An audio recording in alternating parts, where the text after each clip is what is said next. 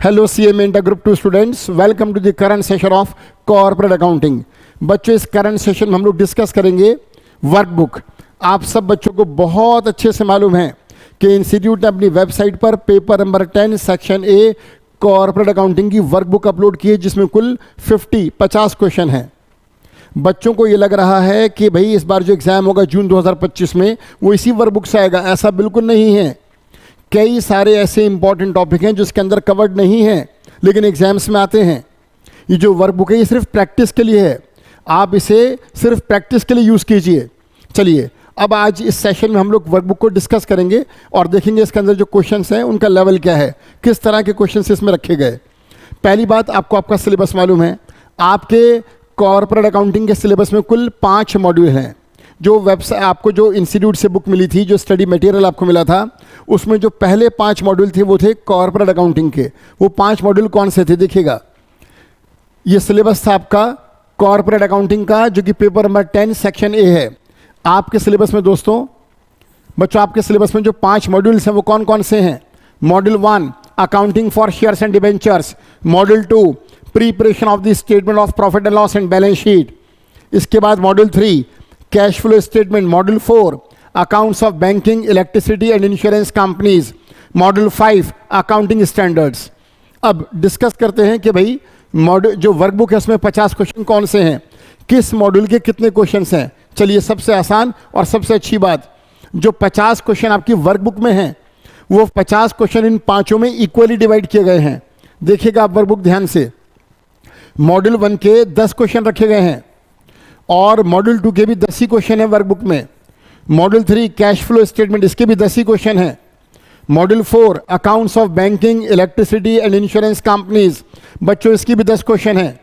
और module 5 accounting standard, इसके भी 10 क्वेश्चन हैं। कुल क्वेश्चन हैं 50 और वो इन 5 में इक्वली डिवाइडेड है। राइट, तो ये तो बात आसान हो गई, आराम से क्लियर हो गई कि 5 मॉड्यूल में 10-10 क्वेश्चन हैं। चलिए, तो ये आपका सिलेबस है कॉर्पोरेट अकाउंटिंग का, और ये वर्कबुक के नंबर ऑफ क्वेश्चंस हैं जो कि 50 हैं और 5 में इक्वली डिवाइडेड है 10-10। राइट, चलिए ज़रा वर्कबुक ओपन कीजिए। सब बच्चे वर्कबुक ओपन कीजिए और देखिएगा इसमें मॉड्यूल 1 जिसका नाम है accounting for shares and debentures, और इसमें कुल 10 क्वेश्चन हैं। अब ये जो 10 क्वेश्चन है, इससे पहले एक चीज़ मुझे आपको और बतानी थी। देखिएगा, जो मॉड्यूल 1 है उसमें कुल 10 प्रैक्टिकल टॉपिक्स हैं, सारे कवर्ड नहीं हैं। कवर्ड कितने देखिएगा। मॉड्यूल 1 जिसका नाम है accounting for shares and debentures, इसके अंदर जो प्रैक्टिकल टॉपिक है दोस्तों वो 10 टॉपिक हैं। देखिए इधर, ये module 1 accounting for shares and debentures, बार बार आपसे कह रहा हूं, module 1 accounting for shares and debentures के प्रैक्टिकल टॉपिक्स हैं। आप सब बच्चे बहुत अच्छे से स्टडी कर चुके होंगे और अब तक तो रिवीजन भी कर चुके होंगे, आपको सब मालूम है। देखिएगा, पहला टॉपिक है issue forfeiture and reissue of shares including pro rata allotment. ये जो पहला प्रैक्टिकल टॉपिक है ये क्लास 12 से आया है और इसके 21 क्वेश्चंस हैं मॉड्यूल के अंदर। इसके बाद सेकंड प्रैक्टिकल टॉपिक है rights issue of shares. Third practical topic है bonus issue. Fourth practical topic है sweat equity shares. Fifth employ stock option plan, employ stock purchase plan. और नेक्स्ट है buyback of equity shares. Next redemption of preference shares, issue of debentures, redemption of debentures, underwriting of securities. कुल 10 topic हैं आपके module 1 के अंदर। मैं आपसे अभी यही बात कह रहा था कि ये सारे कवर नहीं किए गए हैं वर्कबुक में। वर्कबुक में इन 10 में से 4 ऐसे इंपॉर्टेंट टॉपिक हैं जिन्हें टच भी नहीं करा। वो 4 कौन से हैं? राइट्स इशू ऑफ शेयर्स नहीं है वर्कबुक में, इसका कोई भी क्वेश्चन। बोनस इशू कोई क्वेश्चन नहीं है। स्वेट इक्विटी शेयर्स इसका भी कोई क्वेश्चन नहीं है। इसॉप और ईएसपीबी इसका कोई क्वेश्चन नहीं है। क्या ये एग्जाम्स में नहीं आते? आते हैं एग्जाम्स के अंदर ये, लेकिन वर्कबुक में अगर सारे टॉपिक अगर कवर करते वर्कबुक में तो वर्कबुक होती 200, 250, 300 पेज की। और आपको लगता है भाई पहले की स्टडी मॉड्यूल मिला फिर एक बुक और मिल गई, ये तो प्रेशर बन गया हमारे ऊपर। तो वर्कबुक में ये पॉसिबल नहीं था कि सारे टॉपिक कवर होते। राइट, तो मॉड्यूल 1 में से 4 बड़े इंपॉर्टेंट टॉपिक्स को छोड़ दिया गया, टच भी नहीं करा। एक भी क्वेश्चन नहीं है इनका, एक सिंगल क्वेश्चन नहीं। अच्छा, अब जो बचे हुए टॉपिक्स हैं उनके कितने क्वेश्चन हैं देखिएगा। पहला टॉपिक है issue forfeiture and reissue of shares including pro rata allotment. Module workbook में इसके 2 क्वेश्चन हैं। इसके बाद इन चारों का कोई क्वेश्चन नहीं। Bye back of equity shares के भी 2 क्वेश्चन हैं। इसके बाद रिडेम्पशन ऑफ प्रीफरेंस शेयर्स, इसका 1 क्वेश्चन है। इश्यू ऑफ डिबेंचर्स का भी 1 क्वेश्चन है। रिडेम्पशन ऑफ डिबेंचर्स का भी 1 क्वेश्चन है। अंडर राइटिंग ऑफ सिक्योरिटीज के फिर 3 क्वेश्चन है। 3 सबसे ज़्यादा इंपॉर्टेंस दी गई है वर्कबुक के अंदर अंडर राइटिंग ऑफ सिक्योरिटीज को लेकर। और ये बात मैं आपको बता दूं, अगर आपने पास्ट एग्जामिनेशन क्वेश्चंस देखे होंगे तो सबसे ज़्यादा जो मोस्ट फ्रीक्वेंटली टॉपिक है जो एग्जाम्स में आया है मॉड्यूल 1 के अंदर से, वो यही टॉपिक है underwriting of securities. No doubt ये बहुत इंपॉर्टेंट है, हर बार एग्जाम्स में आता है। इसे बहुत अच्छे से करके जाइएगा आप लोग। और वर्कबुक में भी इसके 3 क्वेश्चन रखे हैं, सबसे ज़्यादा क्वेश्चंस इसी टॉपिक के हैं। अब देखिएगा, एक बार दोबारा इन्हें काउंट करते हैं। Issue forfeiture and reissue of shares के 2 क्वेश्चन हैं और बायबैक ऑफ सिक्योरिटीज के 2। ये 2 + 2 4। 1 क्वेश्चन है रिडेम्पशन ऑफ प्रीफरेंस शेयर्स का, 5 हो गए। इश्यू ऑफ डिबेंचर्स का 1 क्वेश्चन, 6 हो गए। रिडेम्पशन ऑफ डिबेंचर्स का फिर 1 क्वेश्चन, 7। और 3 क्वेश्चन है अंडर राइटिंग ऑफ सिक्योरिटीज के, तो 7 और 3 10, कुल 10 क्वेश्चन है मॉड्यूल 1 से। ठीक, अब इन क्वेश्चंस को डिस्कस करते हैं। चलिए, module 1 accounting for shares and debentures, right. Illustration 1 means question 1। जो फर्स्ट क्वेश्चन है वो फर्स्ट टॉपिक से है। कौन सा टॉपिक है? First, issue forfeiture and reissue of shares including pro rata allotment. देखिएगा क्वेश्चन नंबर 1, एसडीएफ लिमिटेड, ये कंपनी का नाम है। फॉरफिटेड, देखिए पूरा सॉल्यूशन नहीं मांगा इंस्टीट्यूट ने वर्कबुक में, आपको क्वेश्चन दिया गया सीधा फॉरफीचर का। अच्छा, ये बात मैं भी आपको बताऊंगा, जब आपके एग्जाम्स में क्वेश्चन आएगा इस टॉपिक से तो फुल फ्लेज क्वेश्चन आए, इसके चांसेस कम हैं। चांसेस इसी के साथ हैं कि क्वेश्चन फॉरफीचर, रीइश्यू और कैलकुलेशन ऑफ कैपिटल रिजर्व का होगा। आप इसकी प्रैक्टिस ज़्यादा कीजिएगा। देखिएगा, यहां पर भी क्वेश्चन सीधा फॉरफीचर से स्टार्ट है। SDF limited forfeited 360 equity shares of ₹100 each. SDF limited ने 360 इक्विटी शेयर्स को फॉरफिट करा, जब्त करा, जो कि ₹100 का एक था। Which were issued at a discount of 5%। This is the problem, basically this is the problem. Reason देखिए क्या लिखा हुआ है, which were issued at a discount of 5%।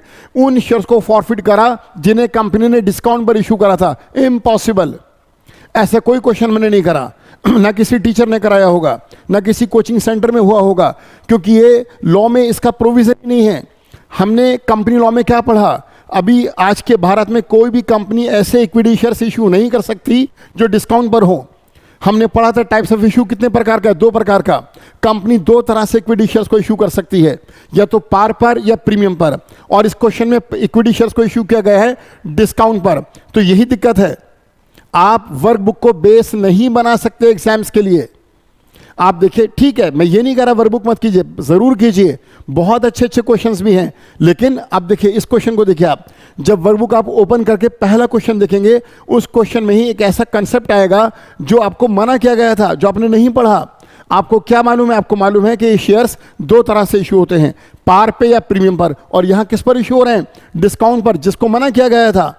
कोई भी कंपनी इक्विटी शेयर्स को डिस्काउंट पर इशू नहीं कर सकती, और यहां शेयर्स ओरिजिनली डिस्काउंट पर इशू हैं। चलिए कोई बात नहीं, इस क्वेश्चन को हम समझ लेते हैं। अब यहां कह रहे हैं कि कंपनी 360 ऐसे इक्विटी शेयर्स को फॉरफिट कर रही है जिनको इशू किया गया था 5% के डिस्काउंट पर। यानी कि अगर एक शेयर ₹100 का है तो इसका 5% होगा ₹5। इसको इशू किया गया था 95 में, राइट। 95 में इसको इशू किया गया। अब इसके बाद इसको फॉरफिट क्यों करा? For non payment of allotment money, क्योंकि इन शेयर्स के ऊपर कंपनी को अलॉटमेंट मनी रिसीव नहीं हुई। और वो कितनी थी? वो थी बच्चों ₹40 पर शेयर। कंपनी को ₹40 से अलॉटमेंट का पैसा नहीं मिला। इसके बाद first and final call on this shares at the rate of ₹20 per share was not made. Company ने इन शेयर्स पे final call, first and final call जो कि ₹20 पर शेयर थी, वो बनाए ही नहीं। अब इसका मतलब ये हुआ कि अगर कंपनी का एक शेयर ₹100 का है और वो ₹5 के डिस्काउंट पर इशू करा, यानी कि 95 में, जिसमें से कंपनी ने ₹20 तो मांगे ही नहीं और 40 कंपनी को मिले नहीं, और फिर कंपनी को मिला क्या, सिर्फ 35 रुपए। देखिए 100 रुपए का एक शेयर है, 5 रुपए का डिस्काउंट है, डिस्काउंट माइनस करा मैंने, बचा 95। इसमें 20 रुपए की कॉल अभी बनी नहीं, माइनस कर दिया, 40 रुपए कंपनी को मिले नहीं, तो फिर कंपनी को मिला क्या, पर शेयर 35। यही वो अमाउंट है जो कंपनी फॉरफिट करेगी, राइट। इसके बाद कंपनी ने जब इन 360 शेयर्स को बच्चों फॉरफिट करा, इसमें से 250 शेयर्स को रीइश्यू करा, किस रेट से, 90 रुपीज के रेट से। अब ये कॉन्सेप्ट्स आपको नहीं मालूम क्योंकि आपने इनको नहीं पढ़ा, क्योंकि हमारे सिलेबस में ही नहीं है, ये हमारे लॉ में ही नहीं है। हमसे कहा गया कि शेयर्स या तो पार पे इश्यू होंगे या प्रीमियम पर, और यहां पर इश्यू है डिस्काउंट पर। अब ये कॉन्सेप्ट क्या सुनिएगा, जब कंपनी इक्विटी शेयर्स को फॉरफिट करती है और अगर वो शेयर्स डिस्काउंट पर इश्यू किए गए थे, कंपनी ऐसे इक्विटी को फॉरफिट कर रही है जो ओरिजिनली डिस्काउंट पर इशू किए गए थे, ऐसे शेयर्स को अगर कंपनी फॉरफिट करके बाद में री इशू करती है तो ये री इशू भी डिस्काउंट पर ही होंगे। इसमें आपकी गलती बिल्कुल नहीं है अगर आपको ये समझ नहीं आया होगा जब आपने वर्कबुक को देखा होगा। चलिए मैं समझाता हूं आपको ये, लेकिन बात को समझिए कि जो शेयर्स ओरिजिनली डिस्काउंट पर इशू होते हैं, अगर उनको फॉरफिट किया जाए और फॉरफिट करने के बाद री इशू किया जाए तो वो री इशू भी डिस्काउंट पर ही होंगे और सेम रहेगा, डिस्काउंट का रेट सेम रहेगा, जो ओरिजिनल था वही डिस्काउंट का रेट रहेगा री इशू के टाइम पर। अब देखिएगा इसमें एंट्रीज देखिएगा, आप सब बच्चों को फॉरफिचर की एंट्री आती है। कंपनी जब शेयर्स को इशू करती है तो शेयर कैपिटल को क्रेडिट करती है क्योंकि लायबिलिटी बनाती है। भाई कंपनी ने शेयर्स इशू करे, लोगों से पैसा लिया, अगर वो पैसा कंपनी के एसेट्स है तो लायबिलिटी भी है। एसेट्स किस नाम से, बैंक के नाम से, और लायबिलिटी किस नाम से, शेयर कैपिटल। अब जब कंपनी ऐसे शेयर्स को फॉरफिट करेगी तो लायबिलिटी खत्म हो जाएगी। शेयर कैपिटल को हम क्रेडिट करते हैं लायबिलिटी बनाने के लिए, जब फॉरफिट करेंगे लायबिलिटी खत्म तो शेयर कैपिटल को क्या करेंगे, डेबिट। सब कुछ आपको अच्छे से आता होगा पहले से। देखिएगा कंपनी शेयर्स फॉरफिट कर रही है, equity share capital account debit, equity share capital account debit 360 shares into 80 rupees. क्यों भाई इंटू 80 क्यों, इंटू 100 क्यों नहीं? सिंपल रीजन है, कंपनी ने फर्स्ट एंड फाइनल कॉल अभी नहीं बनाई। कंपनी ने सिर्फ एप्लीकेशन ड्यू करी थी, एप्लीकेशन का पैसा लिया था और अलॉटमेंट ड्यू करके उसका पैसा लिया। फर्स्ट एंड फाइनल कॉल अभी नहीं बनी, राइट। तो जो फर्स्ट एंड फाइनल कॉल है वो 20 रुपए पर शेयर है। जो पैसा कंपनी ने मांगा ही नहीं, जो पैसा कंपनी ने कॉल ही नहीं करा, जिस पैसे को लेके शेयर कैपिटल को क्रेडिट नहीं करा, उससे कैंसिल करने के लिए डेबिट क्यों करें, राइट। जब लायबिलिटी बनी ही नहीं तो कैंसिल कैसे हो गई? कंपनी ने अभी तक सिर्फ 80 रुपए कॉल किए हैं, तो लायबिलिटी 80 रुपए से तो कैंसिल भी 80 रुपए होंगे। कैसे? Equity share capital account debit 360 shares into 80, 28,800। अब सुनिएगा, जब ये शेयर्स इशू हुए थे तो डिस्काउंट पर इशू करा था और डिस्काउंट को डेबिट करा होगा। ऑब्वियस है, डिस्काउंट नुकसान है, लॉस है, डेबिट होगा। कंपनी ने जब शेयर्स को इशू करा होगा डिस्काउंट पर तो डिस्काउंट को अपना नुकसान, अपना लॉस मान के डेबिट करा होगा। आज ये शेयर्स फॉरफिट हो रहे हैं, सब कुछ रिवर्स होगा, सब कुछ कैंसिल होगा, तो डिस्काउंट भी तो कैंसिल होगा। जब इशू करा होगा डिस्काउंट को डेबिट करा होगा, कैंसिलेशन में क्या होगा, डिस्काउंट कैंसिल होने के लिए क्रेडिट होगा। आप इस क्वेश्चन को समझ लो, कोई बात नहीं, मुझे ये पूरा, मैं इस बात को मान के चल रहा हूं कि एग्जाम्स में ऐसा क्वेश्चन नहीं आएगा क्योंकि ये अगेंस्ट द लॉ है, लेकिन कोई बात नहीं, वर्कबुक में है तो डिस्कस कर लेते हैं। डिस्काउंट जब शेयर्स को इशू करा होगा डिस्काउंट को डेबिट करा होगा। अब जब ये शेयर्स फॉरफिट होंगे तो डिस्काउंट कैंसिल होगा और कैंसिल करने के लिए इसको हम क्रेडिट करेंगे। तो डिस्काउंट को क्रेडिट करा to discount on issue of shares, 360 shares पर 5 रुपए से 1800 रुपए। इसके बाद टू इक्विटी शेयर अलॉटमेंट, ये अलॉटमेंट नहीं आई थी तो इसे भी कैंसिल करेंगे। इक्विटी शेयर, ये जो अलॉटमेंट ये रिसीव नहीं हुई थी, इसे कैंसिल करेंगे क्रेडिट करके 360 इंटू 40 रुपए 14,400। और जो अमाउंट आ चुका है मैंने भी डिस्कस करा, दोबारा देखिएगा, 100 रुपए का शेयर है, 5 का डिस्काउंट माइनस करो, 40 का माइनस करो अलॉटमेंट जो नहीं आया। जब इन दोनों को माइनस करोगे और हाँ 20 रुपए जो कंपनी ने कॉल ही नहीं करे तो बचेगा क्या, 35। ये अमाउंट कंपनी ने पर शेयर रिसीव करा है और यही कंपनी का प्रॉफिट बनेगा। कंपनी के पास जो पैसा आ चुका है वो वापस नहीं होगा, कंपनी इस पैसे को अपने पास रखेगी और ये कंपनी का प्रॉफिट बनेगा। ये प्रॉफिट किस वजह से हुआ, शेयर्स को फॉरफिट करने की वजह से। तो इसका नाम क्या होगा, 2 शेयर्स फॉरफिटेड, और ये कंपनी का प्रॉफिट है। 2 शेयर्स फॉरफिटेड 360 शेयर्स पर 35 रुपए से 12,600, राइट। ये एंट्री क्लियर है। अब इसके बाद इनमें से ये जो कंपनी ने 360 360 शेयर्स को जो फॉरफिट करा, इसमें से 250 को रीइश्यू करा 90 के रेट से। देखिएगा रीइश्यू की entry, bank account debit 250 into 90, 22,500। एक बात मैंने आपको अभी बताई थी, जो जब कंपनी शेयर्स को डिस्काउंट पर इशू करती है, ये कॉन्सेप्ट बहुत पहले की बात है, अब नहीं है, बार बार आपसे कह रहा हूं, लेकिन फिर मैं आगे ये भी कह रहा हूं कि जब वर्कबुक में है और हम डिस्कस कर रहे हैं तो क्यों ना इसको भी डिस्कस करें। कंपनी ने शेयर्स को अगर ओरिजिनली डिस्काउंट पर इशू करा है तो री इशू भी डिस्काउंट पर होंगे और सेम रेट रहेगा, वही 5%। अब आपको लगेगा कि भाई अभी तक आप क्या पढ़ते थे कि 100 वाला 90 में इशू करा, जब 100 वाला 90 में इशू करा तो पर शेयर 10 का नुकसान हुआ, नहीं, यहाँ नुकसान 5 का होगा, 5 डिस्काउंट में जाएंगे। अरे भाई बार बार आपसे कह रहा हूं कि शेयर्स ओरिजिनली डिस्काउंट पर इशू हुए थे तो रीइशू भी डिस्काउंट पर होंगे। तो देखिएगा इसका 3 जगह इसका डिवीजन होगा। बैंक अकाउंट डेबिट इसमें जाएंगे 90 रुपीज, और discount on issue of shares account debit 5 rupees, और लॉस में क्या आएगा, शेयर्स फॉरफिटेड अकाउंट 5 रुपीज। 90 रुपए, 5 रुपए, 5 रुपए। अब तक आपने क्या पढ़ा था कि 100 वाला 90 में इशू हुआ तो नुकसान हुआ 10 का, नहीं, क्योंकि यहां शेयर्स ओरिजिनली डिस्काउंट पर इशू करे थे तो री इशू भी डिस्काउंट पर होंगे और रेट रहेगा सेम, वही 5 रुपए। तो 5 रुपए गए डिस्काउंट में और 5 रुपए गए लॉस में। To equity share capital 250 into 100, 25,000। अब आती है बात आगे, हम ये प्रॉफिट कैसे कैलकुलेट करें जो कैपिटल रिजर्व में ट्रांसफर होगा।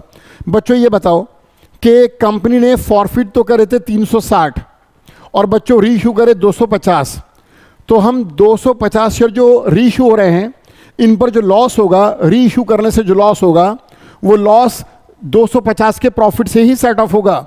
बात को समझो, यहां पर 360 शेयर्स को फॉरफिट किया गया और 35 रुपए पर शेयर से जो प्रॉफिट था वो था 12,600।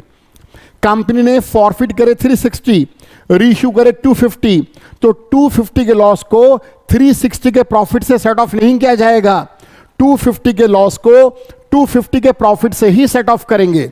तो पहले आप 250 को मल्टीप्लाई करेंगे 35 से। इंस्टीट्यूट ने अपनी वर्कबुक में वर्किंग नोट बनाया है, देखिए वर्किंग नोट एकदम सिंपल है। कंपनी 250 शेयर्स को रीइश्यू कर रही है, 250 shares into 35 rupees per share. याद है ना, एक शेयर पे 35 रुपए कंपनी के पास आए थे, 35 रुपीज आए थे पर शेयर, वही प्रॉफिट है। तो 250 पर 35 रुपए के हिसाब से कितना प्रॉफिट होगा, 8750। इनको रीइश्यू करा और रीइश्यू करा 100 वाला 90 में, 10 रुपए का नुकसान, नहीं 10 का नहीं, बार बार कह रहा हूं, 5 रुपए डिस्काउंट में जाएंगे और 5 रुपए लॉस में जाएंगे। तो 250 इंटू 5 का लॉस 1250 का लॉस हुआ। जब इस प्रॉफिट में से ये लॉस माइनस होगा तो नेट प्रॉफिट आएगा 7,500 और ये ट्रांसफर होगा कैपिटल रिजर्व में। ये रही वो तीसरी एंट्री।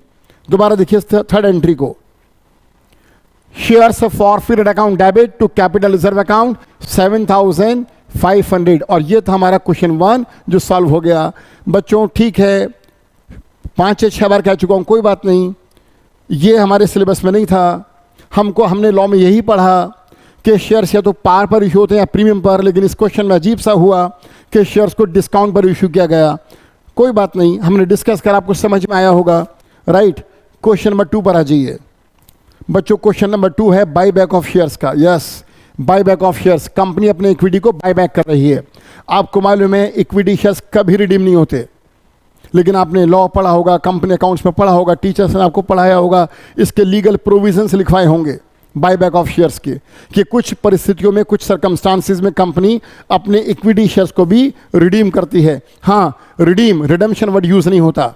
देखो, प्रीफरेंस शेयर्स को रिडीम किया जाता है, रिडम्पशन का मतलब है लोगों का पैसा लोगों को वापस करना। कंपनी प्रीफरेंस शेयर्स, और आपको ये भी मालूम होगा, आपने पढ़ा होगा कि प्रीफरेंस शेयर्स की जो मैक्सिमम लाइफ है वो 20 ईयर्स है और डिबेंचर्स की maximum life 10 years. Preference shares का रिडम्पशन कंपलसरी है। इक्विटी शेयर्स कभी रिडीम नहीं होते। हाँ, कुछ सर्कमस्टांसिस में इक्विटी शेयर्स भी रिडीम होते हैं और इनके लिए जो वर्ड यूज होता है वो वर्ड है बाय बैक, वापस खरीदना। कंपनी अपने इक्विटी को बाय करती है, BUY बाय, खरीदती है, बैक वापस। तो इक्विटी को बाय बैक करेगी, खुद रीपर्चेस करेगी तो ऑटोमेटिकली वो रिडीम हो जाएंगे। लेकिन वर्ड क्या यूज होगा, बाय बैक ऑफ सिक्योरिटीज और buy back of equity shares. देखिएगा, buy back of equity shares. अब ये क्वेश्चन अच्छा क्वेश्चन है और वर्कबुक में दिया गया, और ये टॉपिक भी बहुत इंपॉर्टेंट है। इसके 2 क्वेश्चन है वर्कबुक में, राइट। तो वर्कबुक में 2 क्वेश्चन है, और जैसे आपने पढ़ा होगा, जब आपने स्टडी मॉड्यूल से पढ़ा होगा तो वहाँ पर 7 या 8 क्वेश्चन थे इसके, और सब क्वेश्चन बहुत अच्छे थे। तो ये बहुत इंपॉर्टेंट टॉपिक है, इसको ज़रूर अच्छे से प्रैक्टिस करके जाना है इसकी। देखिएगा illustration number 2, Z company limited decided to buy back 5000 equity shares. Z company जो है वो अपने 5000 इक्विटी को बाय बैक कर रही है, वापस खरीद रही है, यानी कि रिडीम कर रही है, और ये एक शेयर 10 रुपए का बच्चों। इट सोल्ड, अब 5000 शेयर्स को बायबैक करना है, 10 रुपए का एक शेयर है, तो 5000 इंटू 10 50,000, कंपनी को 50,000 वापस करना होगा। 5000 शेयर्स कंपनी बायबैक करेगी, एक शेयर 10 रुपए का है, यानी कि 5000 इंटू 10 50,000, 50,000 रुपीज कंपनी को रिक्वायर्ड है। कंपनी के पास 50,000 रुपए नहीं है, इसलिए कंपनी ने क्या करा, इस 50,000 रुपए को इकट्ठा करने के लिए कंपनी ने अपने इन्वेस्टमेंट को बेच दिया। देखिए आगे क्या लिखा हुआ है, it sold investments face value rupees 35,000। जिस इन्वेस्टमेंट्स को बाजार में बेचा है उस इन्वेस्टमेंट्स की जो फेस वैल्यू है वो 35,000 है, लेकिन बेचा कितने में है, बेचा है बच्चों उसको 47,500 में। जो इन्वेस्टमेंट्स कंपनी की बैलेंस शीट में 35,000 का नजर आ रहा था, कंपनी ने उसको 47,500 में बेच दिया, यानी कि 12,500 के प्रॉफिट पर। कैसे निकाला, वो इन दोनों के डिफरेंस से आ जाएगा। आप 47,500 में से 35,000 को माइनस कर दो, प्रॉफिट आएगा 12,500, राइट, ये जाएगा प्रॉफिट एंड लॉस अकाउंट में। इसके बाद it bought 5,000 equity shares in the open market. Company ने इन 5,000 शेयर्स को खुले बाजार में जब वापस खरीदा तो कितने में खरीदा, 45,000 में। ये क्या हुआ भाई, 5,000 शेयर्स को बायबैक आप कर रहे हो, एक शेयर आपका 10 रुपए का है, तो 5,000 इंटू 10 तो 50,000 होगा। 50,000 के इक्विटी बायबैक करे 45,000 में, कंपनी को फिर प्रॉफिट हुआ यहां पर 5,000 रुपए का। क्यों भाई, इक्विटी जो बायबैक हो रहे हैं उनका फेस वैल्यू 50,000 है और कंपनी उनको रीपरचेस कर रही है सिर्फ 45,000 में।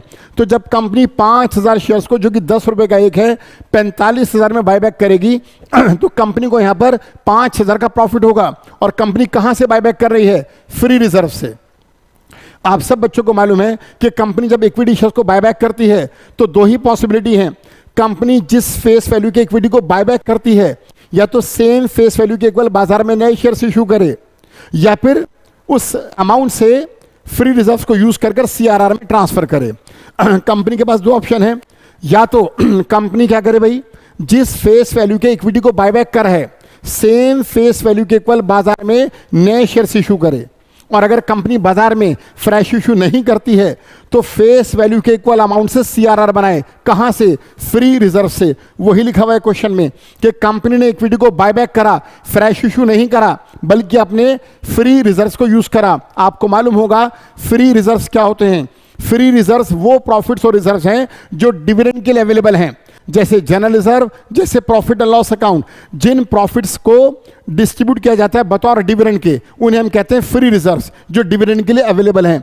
कंपनी उनको यूज कर रही है अपने इक्विटी को बायबैक करने के लिए, right. The shares bought back were cancelled, equity को बायबैक करा और उन्हें कैंसिल कर दिया, यानी कि डेबिट कर दिया। The expenses of buyback were rupees 500, ये बहुत अच्छा है भाई।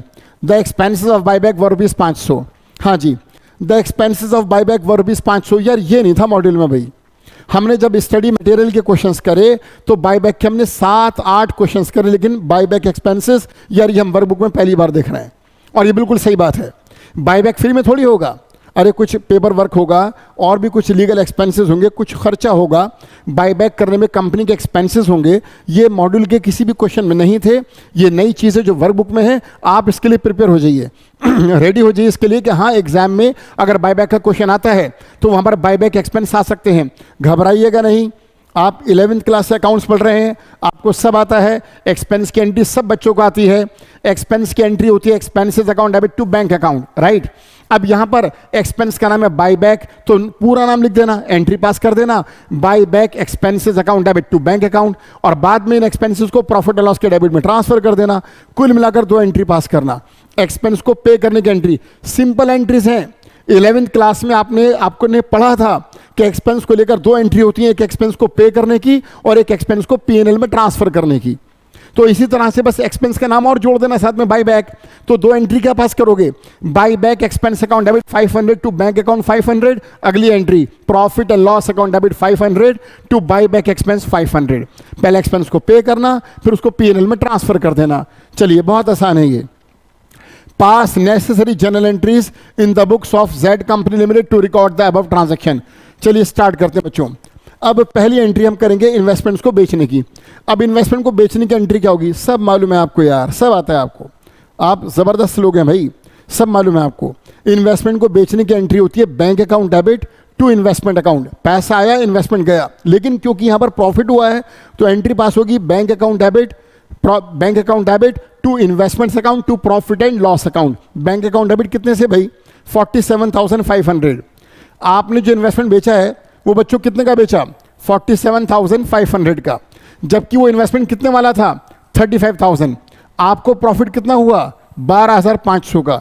एंट्री क्या पास हुई, एंट्री पास हुई, पहले यारों मैं सही कर दूं जरा, दोबारा देखिए, bank account debit 47,500 to investments account 35,000 to profit and loss account 12,500।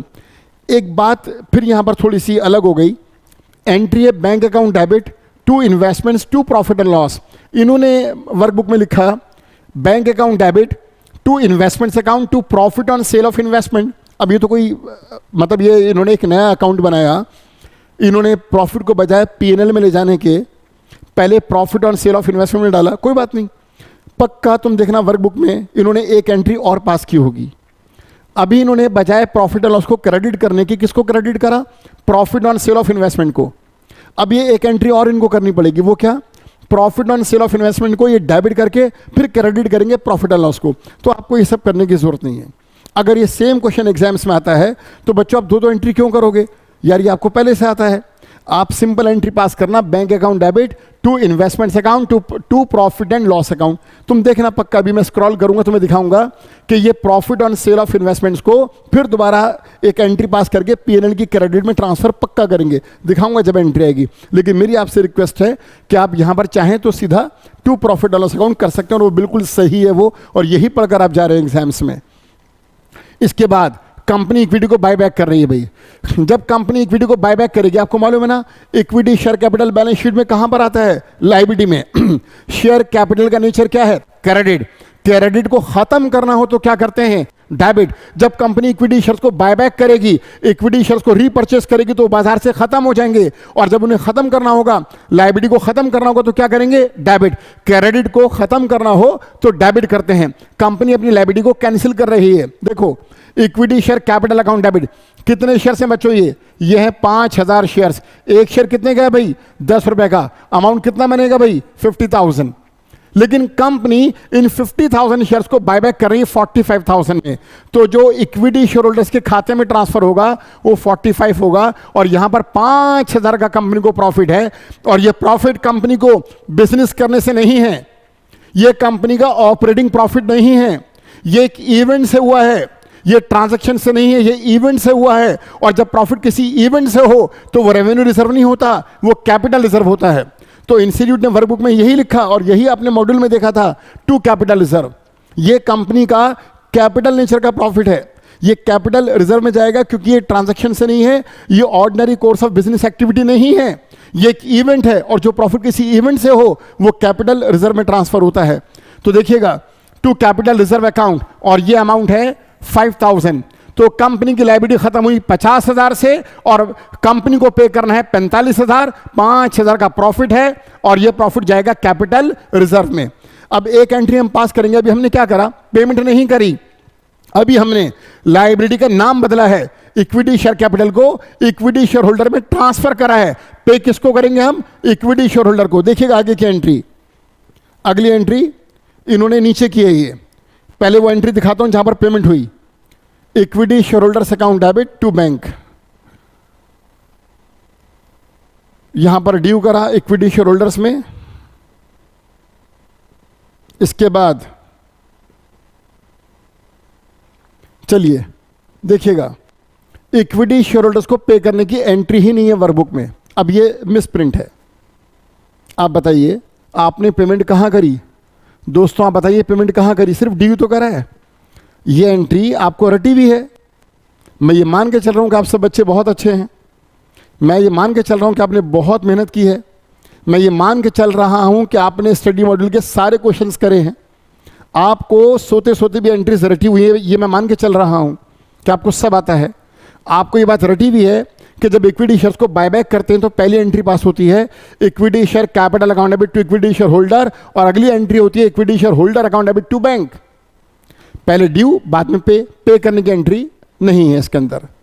Typing mistake, type करने से रह गई होगी, जानबूझ के तो कोई ऐसा नहीं करेगा। तो आपको एक एंट्री पास करनी होगी, और वो एंट्री क्या होगी? वो एंट्री मैं यहां पर कर देता हूं। वो एंट्री है equity share holders account debit 45,000 to bank account, पैसा देने की entry to bank account 45,000, right? ये एंट्री, ये एक एंट्री होनी थी इक्विटी वालों को पेमेंट करने की, equity share holders account debit to bank account, right? अब इसके बाद आ जाइए, जैसे मैंने आपसे कहा कि इक्विटी शेयर्स को बायबैक करना हो तो या तो आप फ्रेश इशू करो या फिर आप अपने फ्री रिजर्व्स को यूज करो। क्वेश्चन में कहा गया कि भाई जो हमने बायबैक करा है वो हमने फ्री रिजर्व से करा है। फ्री रिजर्व मीन्स वो प्रॉफिट जो डिविडेंड के लिए अवेलेबल है। अब आपको करना क्या होगा, जिस फेस वैल्यू के आपने इक्विटी को बायबैक करा है यानी कि 50,000, ये अमाउंट आपको फ्री रिजर्व से निकालना होगा और सीआरआर में ट्रांसफर करना होगा। डिटेल में नहीं जाएंगे हम लोग, सब आपको आता है यार, अब तो एग्जाम्स करीब हैं आपके। तो free reserve account debit 50,000 to capital redemption reserve CRR 50,000। अगर आप 50,000 की फेस वैल्यू के नए शेयर्स इशू करते बाजार में तो ये नहीं बनता। ये तभी बनता है, सीआरआर तभी बनेगा जब आप फ्रेश इशू नहीं करोगे। इस क्वेश्चन में फ्रेश इशू नहीं करा, बाजार में नए शेयर्स इशू नहीं करे, तो आपको फ्री रिजर्व्स यूज करने पड़ेंगे और उतना अमाउंट आपको सीआरआर में ट्रांसफर करना होगा। इसके बाद बाई बैक एक्सपेंस अभी डिस्कस हुआ था यार, मैंने आपसे कहा था ये नई चीज़ है, मॉड्यूल में नहीं है। ये मैं इस बात पे बहुत खुश हूँ कि इसको रखा गया वर्कबुक में कि भाई बाई बैक एक्सपेंस भी होते हैं। मॉड्यूल के किसी क्वेश्चन में नहीं था, तो आप इसको एग्जाम्स के लिए प्रिपेयर करिए कि अगर क्वेश्चन बायबैक का आएगा तो वहाँ बायबैक एक्सपेंस भी आ सकते हैं, और हम दो एंट्री पास करेंगे, एक एक्सपेंस को पे करने की और एक एक्सपेंस को पीएनएल में ट्रांसफर करने की। First entry buyback expense account debit to bank account, और अगली एंट्री ये रही नीचे profit and loss account debit to buyback expense. इन दोनों को मिला के देखिए एक साथ, शाबाश, इन दोनों को मिला के देखिए भाई, ये एक्सपेंस को पे करने की एंट्री है और ये एक्सपेंस को पीएनएल में ट्रांसफर करने की एंट्री है। ये है जी सबसे मजेदार एंट्री। ओहो, इसी के लिए परेशान था मैं। ये याद है फर्स्ट एंट्री जब इन्वेस्टमेंट को बेचा था आपने, मैंने आपसे क्या कहा था कि इन्वेस्टमेंट को बेचेंगे कैसे, bank account debit to investments to profit and loss. लेकिन उन्होंने वहां पर क्या लिखा, नहीं भाई नहीं, प्रॉफिट एंड लॉस डायरेक्टली नहीं, वहां लिखा profit on sale of investment. बाद में फिर उसे कैंसिल भी करा। देखिएगा ये रही वो एंट्री जो मैं आपको समझा रहा था, profit on sale of investment. ये पहले क्रेडिट हुआ था, अब इसे डेबिट करके खत्म करा और पीएनएल में ट्रांसफर करा। आप चाहते तो सीधा एक सिंगल एंट्री पास करके इन दोनों को मर्ज कर सकते थे। चलिए क्वेश्चन सॉल्व हो गया, तो अच्छे से इसको देखिएगा। थर्ड क्वेश्चन है जी इश्यू ऑफ डिबेंचर्स का। आपने जब ये टॉपिक पढ़ा होगा इश्यू ऑफ डिबेंचर्स, आपको मालूम होगा डिबेंचर्स जब हम इशू करते हैं तो ये तीन तरह से इशू हो रहे हैं, अलग अलग टॉपिक है ये। For example issue of debentures for cash, company ने बाजार में डिबेंचर्स इशू करे पैसों के बदले में। डिबेंचर इशू करे, डिबेंचर क्या है, कंपनी का फाइनेंसिंग एक्टिविटी है। कंपनी डिबेंचर्स क्यों इशू करती था कि कंपनी अपने बिजनेस को फाइनेंस कर सके, मार्केट से पैसा उठाकर, कैपिटल मार्केट से, बाजार से, आम जनता से पैसा लेकर अपने बिजनेस को फाइनेंस करे। तो ये कंपनी की फाइनेंसिंग एक्टिविटी है। तो कंपनी ने डिबेंचर्स इशू करती है पैसों के लिए। दूसरा issue of debentures other than cash, पैसों के अलावा किसी और चीज के बदले में। वो और चीज क्या है, वो कोई एसेट्स है। कंपनी ने कोई मशीन, कोई लैंड, कोई प्लांट, कोई इक्विपमेंट, कोई बिल्डिंग परचेस करी और जिससे बिल्डिंग या कोई भी एसेट्स परचेस करी उससे हम कहते हैं वेंडर, और वेंडर को पेमेंट करी बजाय कैश देने के, उसको अपनी कंपनी के डिबेंचर्स दिए। उन दोनों में पहले एग्रीमेंट हो चुका होगा। तो कंपनी डिबेंचर्स इशू कर रही कैश के बदले में नहीं, बल्कि किसी एसेट्स को एक्वायर करने के बदले में। और तीसरा था बच्चों issue of debentures as collateral security. अब ये कोलेटरल सिक्योरिटी क्या होता है, देखो कंपनी को बैंक से लोन लेना है। अब कंपनी जब बैंक से लोन लेगी तो लोन लेने के लिए किसी प्रॉपर्टी को मॉर्गेज करेगी। भाई बिजनेस लोन आप सब बच्चों को मालूम है यार, बिजनेस लोन अनसिक्योर्ड नहीं होता, वो सिक्योर्ड होता है। बिजनेस लोन नॉर्मली सिक्योर्ड होता है। अगर किसी भी कंपनी को कोई लोन लेना है बैंक से बिजनेस के लिए तो किसी प्रॉपर्टी को मॉर्गेज करना होगा। अब ऐसे में कंपनी ने जब बैंक से लोन के लिए अप्लाई करा, अप्रोच करा बैंक को, तो बैंक से जब लोन मांगा तो बैंक ने कहा होगा कि भाई कोई प्रॉपर्टी मॉर्गेज करो। अब जिस बिल्डिंग को, जिस लैंड को, जिस प्रॉपर्टी को कंपनी मॉर्गेज कर रही है, उस पर कोई चार्ज पहले से लगा हुआ है, वो फ्री नहीं है, फ्री होल्ड प्रॉपर्टी नहीं है कंपनी की, और क्योंकि कोई चार्ज उस पर पहले से लगा हुआ है तो बैंक को लगा कि ये प्रॉपर्टी सफिशिएंट नहीं है मॉर्गेज करने के लिए। तो बैंक ने कहा ठीक है, हम तुम्हारी इस बिल्डिंग के कागज़ को, इस बिल्डिंग को बतौर प्राइमरी सिक्योरिटी के रख लेंगे, लेकिन साथ में कोई और भी सिक्योरिटी दो, साथ में कोई और, यानी कि मददगार, सहायता, सहायक, secondary security. Primary security building के कागज़ हैं, लेकिन सेकेंडरी सिक्योरिटी और दो, क्योंकि हमें लगता है ये पर्याप्त नहीं है, सफिशिएंट नहीं है।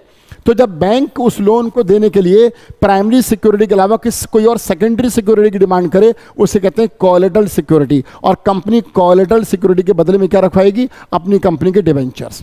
तो कंपनी यहां पर बैंक को डिबेंचर्स इशू कर रही है बतौर सहायक, मददगार, कोलेटरल, सेकेंडरी सिक्योरिटी के। तो कंपनी ने बैंक से लोन लिया, प्राइमरी सिक्योरिटी बिल्डिंग के कागज हैं, बिल्डिंग है, और सेकेंडरी सिक्योरिटी डिबेंचर्स हैं। अब कंपनी जब इस लोन पर इंटरेस्ट पे करेगी, तो सुनो बच्चों, अगर ये लोन 10 साल, 20 साल, 25 साल के लिए है, तो कंपनी सिर्फ इंटरेस्ट लोन पर पे करेगी, डिबेंचर्स पे नहीं। डिबेंचर्स इशू नहीं करे, रखवाए हैं बतौर सिक्योरिटी के। तो मैंने भी आपसे कहा डिबेंचर्स 3 तरह से इशू हो रहे हैं। Issue of debentures for cash, पैसों के बदले में; issue of debentures other than cash, assets के बदले में; issue of debentures as collateral security, बतौर सेकेंडरी सिक्योरिटी के, जब कंपनी ने बैंक से लोन लिया होगा। वो तीनों इस क्वेश्चन के अंदर है। बहुत अच्छा क्वेश्चन है, एग्जामिनेशन क्वेश्चन है, परफेक्ट। देखिएगा तीनों बातें इसके अंदर आ गई, बेस्ट क्वेश्चन है ये। Illustration 3, issue of debentures, right. SDF Limited made the following issue of debentures in May 2025। चलो ये भी क्लियर हो गया कि भाई अभी जो क्वेश्चन है बिल्कुल ताज़ा ताज़ा है। देखो ना, May 2025 क्वेश्चन के अंदर ही मंथ मे का है, अभी चल रहा है मे का मंथ। चलो 3 तरह से कंपनी ने डिबेंचर्स इशू करे। First, 1011% debentures of ₹100 each was issued to a creditor. अच्छा, ये कैश के बदले में नहीं है, दोबारा देखो, 1011% debentures of ₹100 each was issued to a creditor who supplied a machine for ₹90,000। हाँ, ये वो केस है, issue of debentures other than cash. Company ने डिबेंचर इशू करे कैश के अलावा किसी और चीज़ के बदले में। वो और चीज़ क्या है बच्चों? वो है मशीन। कंपनी डिबेंचर्स इशू कर रही है मशीन के बदले में, राइट। मशीन 90,000 की है, डिबेंचर जा रहे हैं 1000, एक डिबेंचर है 100 का। दिमाग लगाओ कि 1000 डिबेंचर हैं, 100 रुपये का एक है, 1000 × 100 1 लाख होता है। कंपनी 90,000 की मशीन के बदले में 1 लाख रुपए की डिबेंचर दे रही है। मशीन थी 90,000 की, डिबेंचर जा रहे हैं 1 लाख के, इसका मतलब 10,000 डिस्काउंट है। 90,000 का मशीन, डिबेंचर 1 लाख, 10,000 कहाँ गया? कंपनी को लॉस हुआ। यानी कि कंपनी ने जो डिबेंचर इशू करे हैं वो 10% के डिस्काउंट पर इशू करें, राइट। चलो केस 2, 1500 डिबेंचर है, 11%, इन ये 100 रुपए गए थे, इसको इशू करा 5% के प्रीमियम पर। ये है issue of debentures for cash. पहले वाला था अदर देन कैश, दूसरा है फॉर कैश, तीसरे में और मजा आएगा। 511% debentures of ₹100 each to the bankers, to the banker. हाँ भाई, बैंक से लोन लिया होगा, प्राइमरी सिक्योरिटी रखवाई होगी, वो सफिशिएंट नहीं थी, फिर कोलेटरल सिक्योरिटी के नाम पर अपने डिबेंचर्स इशू करे होंगे। और 500 डिबेंचर दिए हैं, 100 रुपए का एक है, 50,000 रुपए के डिबेंचर है और बतौर कोलेटरल सिक्योरिटी के हैं। और लोन कितने का था? 35,000 का। जो लोन लिया वो 35,000 का है। ऑब्वियस है भाई, लोन के अमाउंट से ज़्यादा के डिबेंचर्स रखवाने होंगे, तो लोन 35,000 का है और जो डिबेंचर्स से रखवाए हैं बतौर सिक्योरिटी के, बतौर कोलेटरल सिक्योरिटी के, वो 50,000 के हैं। अब इन तीनों की एंट्रीज पास करनी है। Pass journal entries to record the above transactions in the books of SDF limited. चलो भाई पहले वाले पर आओ। हाँ जी, 1000 डिबेंचर हैं, तो सुनो भाई, आप मशीन को खरीदने की एंट्री मत करना, साफ साफ लिखा हुआ है डिबेंचर्स को इश्यू करने की एंट्री करनी है। तो मशीन परचेस करने की एंट्री थी, machine account debit to vendor, avoid it, avoid it. ये क्यों करोगे? मशीन ऑलरेडी परचेस कर चुके हैं, आप चुपचाप डिबेंचर इशू करो। डिबेंचर इशू करने की एंट्री इधर देखो भाई, मशीन वेंडर अकाउंट डेबिट। आप चाहते तो खाली वेंडर अकाउंट भी लिख सकते थे, ये जरूरी नहीं कि आप मशीन वेंडर अकाउंट लिखें। लिखते हैं अच्छी बात है, एसेट्स का नाम शो कर दें, लेकिन ये जरूरी नहीं है। चलिए, मशीन वेंडर अकाउंट डेबिट 90,000 और डिबेंचर जा रहे हैं 1 लाख के। देखिएगा, मशीन वेंडर अकाउंट, हमें वेंडर को मशीन के सप्लायर को देना था 90,000, जबकि हमने उसको डिबेंचर से इशू करी 2 डिबेंचर अकाउंट 2,000 डिबेंचर 100 रुपये से। ये 2,000 नहीं है, यहाँ काफ़ी सारे मिसप्रिंट है। ये मैंने मॉड्यूल जो वर्कबुक है वही ओपन किए, मिसप्रिंट है भाई। अच्छा इसको हम डिस्कस कर रहे हैं यार, वरना आप कंफ्यूज होते कि भाई 2,000 कहाँ से आ गए। This is very wrong, right. इसको ठीक करते हैं, पहले इसे कैंसिल करो। ये 1000 डिबेंचर हैं और 1000 इंटू 100 1 लाख सही लिखा हुआ है, लेकिन थोड़ा ऊपर कर दो इसको। 11% डिबेंचर्स अकाउंट यहां पर आएगा 1 लाख। तो वर्कबुक में ठीक कर लेंगे भैया आप। वर्कबुक में लिखा हुआ है 11% डिबेंचर अकाउंट 2000 इंटू 100, 2000 नहीं, ये 1000 है। 1000 into 100 this is 1 lakh, right. और देखो वेंडर को पे करना था 90,000, डिबेंचर इशू करे 1 लाख के, तो 10,000 क्या होगा बच्चों, डिस्काउंट। और एंट्री होगी discount on issue of debentures account debit 10,000। ये फर्स्ट केस था। अब इसके बाद कंपनी ने 1500 डिबेंचर इशू करे हैं 5% के प्रीमियम पर। 1500 डिबेंचर 100 रुपए का एक, 5% के प्रीमियम पर बाजार में पैसों के बदले में। क्वेश्चन एक बार दोबारा देख लें भाई, कभी यहां भी मिसप्रिंट हो। हाँ भाई हाँ सही है, बिल्कुल सही है, 1500 है। कितने डिबेंचर है बच्चों, 1500। तो 1500 डिबेंचर्स हैं। पहले देखो वहां पर इन्होंने 2000 लिखा था, जबकि 1000 डिबेंचर थे, वो मैंने ठीक कर दिया यहां पर। अब 1500 डिबेंचर हैं, 100 रुपए का एक है, 5% के प्रीमियम पर। हाँ जी बच्चों 1500, ये बताओ 100 का 5% कितना होगा, 5 रुपए। यानी कि 100 वाला डिबेंचर 105 में इशू हुआ, सिंपल। 1500 डिबेंचर हैं, 100 रुपए का एक है, 105% पे इशू करा, अमाउंट आएगा 1,57,500। सिंपल लिखूं उसको मैं, सिंपल क्या होगा ये 1500 into 105, right, 1,57,500। 11% debentures face value है 1500 इंटू 100, वो आएगी 1,50,000 और प्रीमियम है 5 रुपये। 1500 डिबेंचर पे 5 रुपये से प्रीमियम क्रेडिट होगा 7,500। एंट्री एकदम साधारण आसान एंट्री है। Bank account debit 1500 into 105 to 11% debentures 1500 into 100 to securities premium 1500 into 5, right. इसके बाद कोलेटरल सिक्योरिटी। हाँ जी, यहाँ थोड़ा सा मैं असहमत हूँ, मतलब एग्री नहीं हूँ। मेरे हिसाब से यहाँ पर 2 एंट्री पास होनी चाहिए थी यार। जब हमको लोन का अमाउंट मालूम है, हमको ये मालूम है कि लोन 35,000 का, तो यार एक एंट्री और कर दो। और ये भी हो सकता है कि इसलिए नहीं की गई हो कि भाई हम तो डिबेंचर्स को डिस्कस कर रहे हैं, तो लोन की एंट्री क्यों करें। तो यार मैं ये कहूँगा कि अगर एग्जाम में एसडीडी से क्वेश्चन आ जाता है तो इसमें कोई प्रॉब्लम नहीं कि आप लोन लेने की एंट्री भी कर दो। यार कुछ एक्स्ट्रा ही तो कर रहे हो, और वो भी सही, ये भी नहीं कि गलत काम कर रहे हो, सही काम कर रहे हो। तो यहाँ पर क्या होगा, एक एंट्री तुम पास करना लोन लेने की, bank account debit 35,000 to bank loan account 35,000, ठीक। और दूसरी ये वाली करना जो यहाँ पर हुई हुई है, डिबेंचर्स को इशू करने की। और ये एंट्री क्या होगी, debentures suspense account debit to 11% debenture account 500 into 100 50,000। आपको मालूम है जब डिबेंचर्स इशू होते हैं हम उन्हें क्रेडिट करते हैं।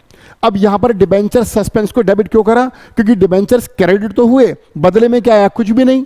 कंपनी ने डिबेंचर्स इशू करे हैं बतौर सिक्योरिटी के, किसी चीज के बदले में नहीं। अगर मान लो डिबेंचर्स इशू करके कैश आता तो कैश अकाउंट डेबिट, अगर चेक आता पैसा बैंक में आता तो बैंक अकाउंट डेबिट, अगर कोई एसेट्स आती तो चलो एसेट्स अकाउंट डेबिट। कुछ भी नहीं आया, सस्पेंस है, कुछ नहीं आया। डिबेंचर्स जा रहे हैं, आ कुछ नहीं रहा। वो जो बैंक में पैसा आया वो तो लोन के बदले में है, डिबेंचर्स के बदले में नहीं है, ये बतौर सिक्योरिटी के रखवाए हैं। तो यहां पर एंट्री कैसे कंप्लीट होगी, एंट्री कंप्लीट होगी डिबेंचर सस्पेंस से। Debenture suspense account debit to debentures account, ये एंट्री कब करना, डिबेंचर सस्पेंस को डेबिट कब करना, जब डिबेंचर्स कैश या एसेट्स के बदले में ना हो बल्कि बतौर सिक्योरिटी के हो। तो उस केस में आप डेबिट करेंगे डिबेंचर्स सस्पेंस अकाउंट को, और ये बैलेंस शीट में जाएंगे अदर नॉन करंट एसेट्स के अंदर। चलिए इलस्ट्रेशन नंबर 4 पर आ जाइए। चलिए रिडेम्पशन ऑफ डिबेंचर्स, सब घबराते हैं, ये टॉपिक तो बच्चों के लिए जानलेवा बन जाता है जी, रिडेम्पशन ऑफ डिबेंचर्स। अगर आप इसको, यहाँ तो बड़ा आसान क्वेश्चन है यार, वर्क बुक में तो बहुत ही सिंपल क्वेश्चन है। अगर इसके क्वेश्चन आप स्टडी मॉड्यूल से करेंगे तब आपको पता चलेगा। सिंकिंग फंड क्वेश्चन था, redemption of debentures by sinking fund method, तो वो थे टफ क्वेश्चन। मॉड्यूल के क्वेश्चन रियली टफ हैं, ये तो बहुत ही आसान क्वेश्चन है यार, छोटा सा क्वेश्चन है ये, देखिएगा। लेकिन मैं ये मान के चल रहा हूँ कि हाँ, मैं सिर्फ ये कहना चाहता हूँ आपसे कि वर्कबुक बहुत इंपॉर्टेंट है, ये क्वेश्चंस बहुत अच्छे, लेकिन ऐसा नहीं है कि पेपर पूरा इसी में से आएगा, ये गलत बात है। आपको मॉड्यूल के क्वेश्चंस भी करके जाने और उन टॉपिक को भी करके जाना है जो वर्कबुक के अंदर नहीं है। राइट। ये एडिशनल क्वेश्चंस हैं, राइट, एडिशनल। सुनिएगा, रिडेम्पशन ऑफ डिबेंचर्स का क्वेश्चन है। Shyam limited issued 5,000 debentures. Shyam Limited issued 5,000 debentures of rupees 10 each, redeemable at the end of 10 years, but reserves the right to redeem earlier from the end of third year. ये third year समझ नहीं आ रहा भाई, ये third कहाँ से आ गया? दोबारा पढ़ते हैं। श्याम लिमिटेड इशूड, बच्चों श्याम लिमिटेड कंपनी का नाम है, इसने इशू कर रखे हैं 5,000 डिबेंचर, बच्चों 10 रुपए का एक है, तो कुल डिबेंचर्स हो गए 50,000 रुपए के। अब ये कह रहे हैं कि इनको रिडीम करना है 10 साल बाद, 10 साल के लिए डिबेंचर्स इशू किए गए हैं, बट रिजर्व्स द राइट, लेकिन इसमें एक राइट, एक अधिकार को, कंपनी के लिए एक अधिकार रिजर्व कर दिया गया। कंपनी का क्या अधिकार है जो इसमें रिजर्व है? कि कंपनी अगर चाहे तो इनको रिडीम कर सकती है earlier from the end of third year, तीसरे साल से पहले पहले। मुझे ऐसा लगता है कि यहाँ पे थर्ड ईयर नहीं होगा, क्योंकि पता है क्यों मैं कह रहा हूँ थर्ड ईयर नहीं होगा? आगे का पढ़ो। The company decide at the end of 5th year to redeem 1,000 debentures out of its profits. Company ने डिसाइड करा कि वो 5वें साल के आखिर में 1,000 डिबेंचर्स को अपने प्रॉफिट से रिडीम करेगी। आप सोचो यार, कंपनी 5 साल के बाद रिडीम कर रही है, और जबकि ये कह रहे हैं कि 3 साल से पहले रिडीम करने का अधिकार है। या तो एक काम करो, इस लाइन को कोई इंपॉर्टेंस मत दो, या फिर एक काम करो, ये अज्यूम कर लो कि ये थर्ड ईयर नहीं, ये 10th ईयर है, कि कंपनी ने डिबेंचर इश्यू करे 10 साल के लिए, और अपने पास ये अधिकार रखा कि कंपनी अगर चाहे तो 10 साल से पहले भी उनको रिडीम कर सकती है। तब ये बात बहुत मज़ेदार और बहुत अच्छी लग रही है। तो कंपनी ने डिबेंचर इशू करे 10 साल के लिए, और ये मैं अगर एज्यूम करूं कि ये थर्ड ईयर नहीं है बल्कि 10th ईयर है, तो मुझे बड़ी खुशी हो रही है कि हाँ यार, क्वेश्चन मेरे अच्छे से समझ में आ रहा है। चलो कोई बात नहीं, इतनी छोटी बात पे परेशान नहीं होते, बात समझ में आ गई। मेन जो फोकस है वो तो इस लाइन पर है, इस वाली पर। The company decide at the end of 5th year to redeem 1,000 debentures out of its profits. Pass necessary journal entries in the books of Shyam Limited on the redemption of debentures. Okay. अब company debentures को redeem करेगी। चलो भाई, चलो redeem करते हैं। कितना आसान, सोचो यार, सोचो, मेरी बात सुनो। कंपनी प्रॉफिट से रिडीम कर रही है। जिस तरह से प्रीफरेंस शेयर्स, जिस तरह से इक्विटी शेयर्स बायबैक होते हैं, प्रीफरेंस रिडीम होते हैं, अगर हम प्रीफरेंस को रिडीम करते हैं आउट ऑफ प्रॉफिट, तो हम उसकी फेस वैल्यू के इक्वल अमाउंट को CRR में लेके जाते हैं, राइट। इक्विटी को बायबैक करते हैं और बाजार में फ्रेश इशू नहीं करते, तो हम इक्विटी जो बायबैक करते हैं उसकी जो फेस वैल्यू है उतना अमाउंट फ्री रिजर्व से निकाल के CRR में डालते हैं। तो ये दोनों केस सेम है, इक्विटी और प्रीफरेंस। जब हम इक्विटी को बायबैक या प्रीफरेंस को रिडीम करते हैं तो उसकी फेस वैल्यू के इक्वल अमाउंट को फ्री रिजर्व से निकालकर CRR में डालते हैं। इसी तरह से बच्चों डिबेंचर्स में होता है। डिबेंचर जब हम रिडीम करते हैं तो एज पर लॉ कोई भी कंपनी अपने डिबेंचर्स की फेस वैल्यू के 25% से कम डिबेंचर रिडेम्पशन रिजर्व नहीं बना सकती। यानी कि डिबेंचर्स को रिडीम करने के लिए एटलीस्ट उसकी फेस वैल्यू के 25% तक का आपको DRR बनाना होगा। लेकिन अगर कंपनी चाहे तो 25% से ज़्यादा का बना सकती है डिबेंचर रिडेम्पशन रिजर्व, कम का नहीं बना सकती। इस क्वेश्चन में कंपनी ने 100% डिबेंचर्स अपने out of free reserves, out of profits करे हैं, तो DRR पूरी फेस वैल्यू से बनेगा। देखिएगा, मैं दोबारा बोलता हूँ, आपने इस क्वेश्चन को पढ़ा कि कंपनी अपने डिबेंचर्स को रिडीम कर रही है 100% out of profit.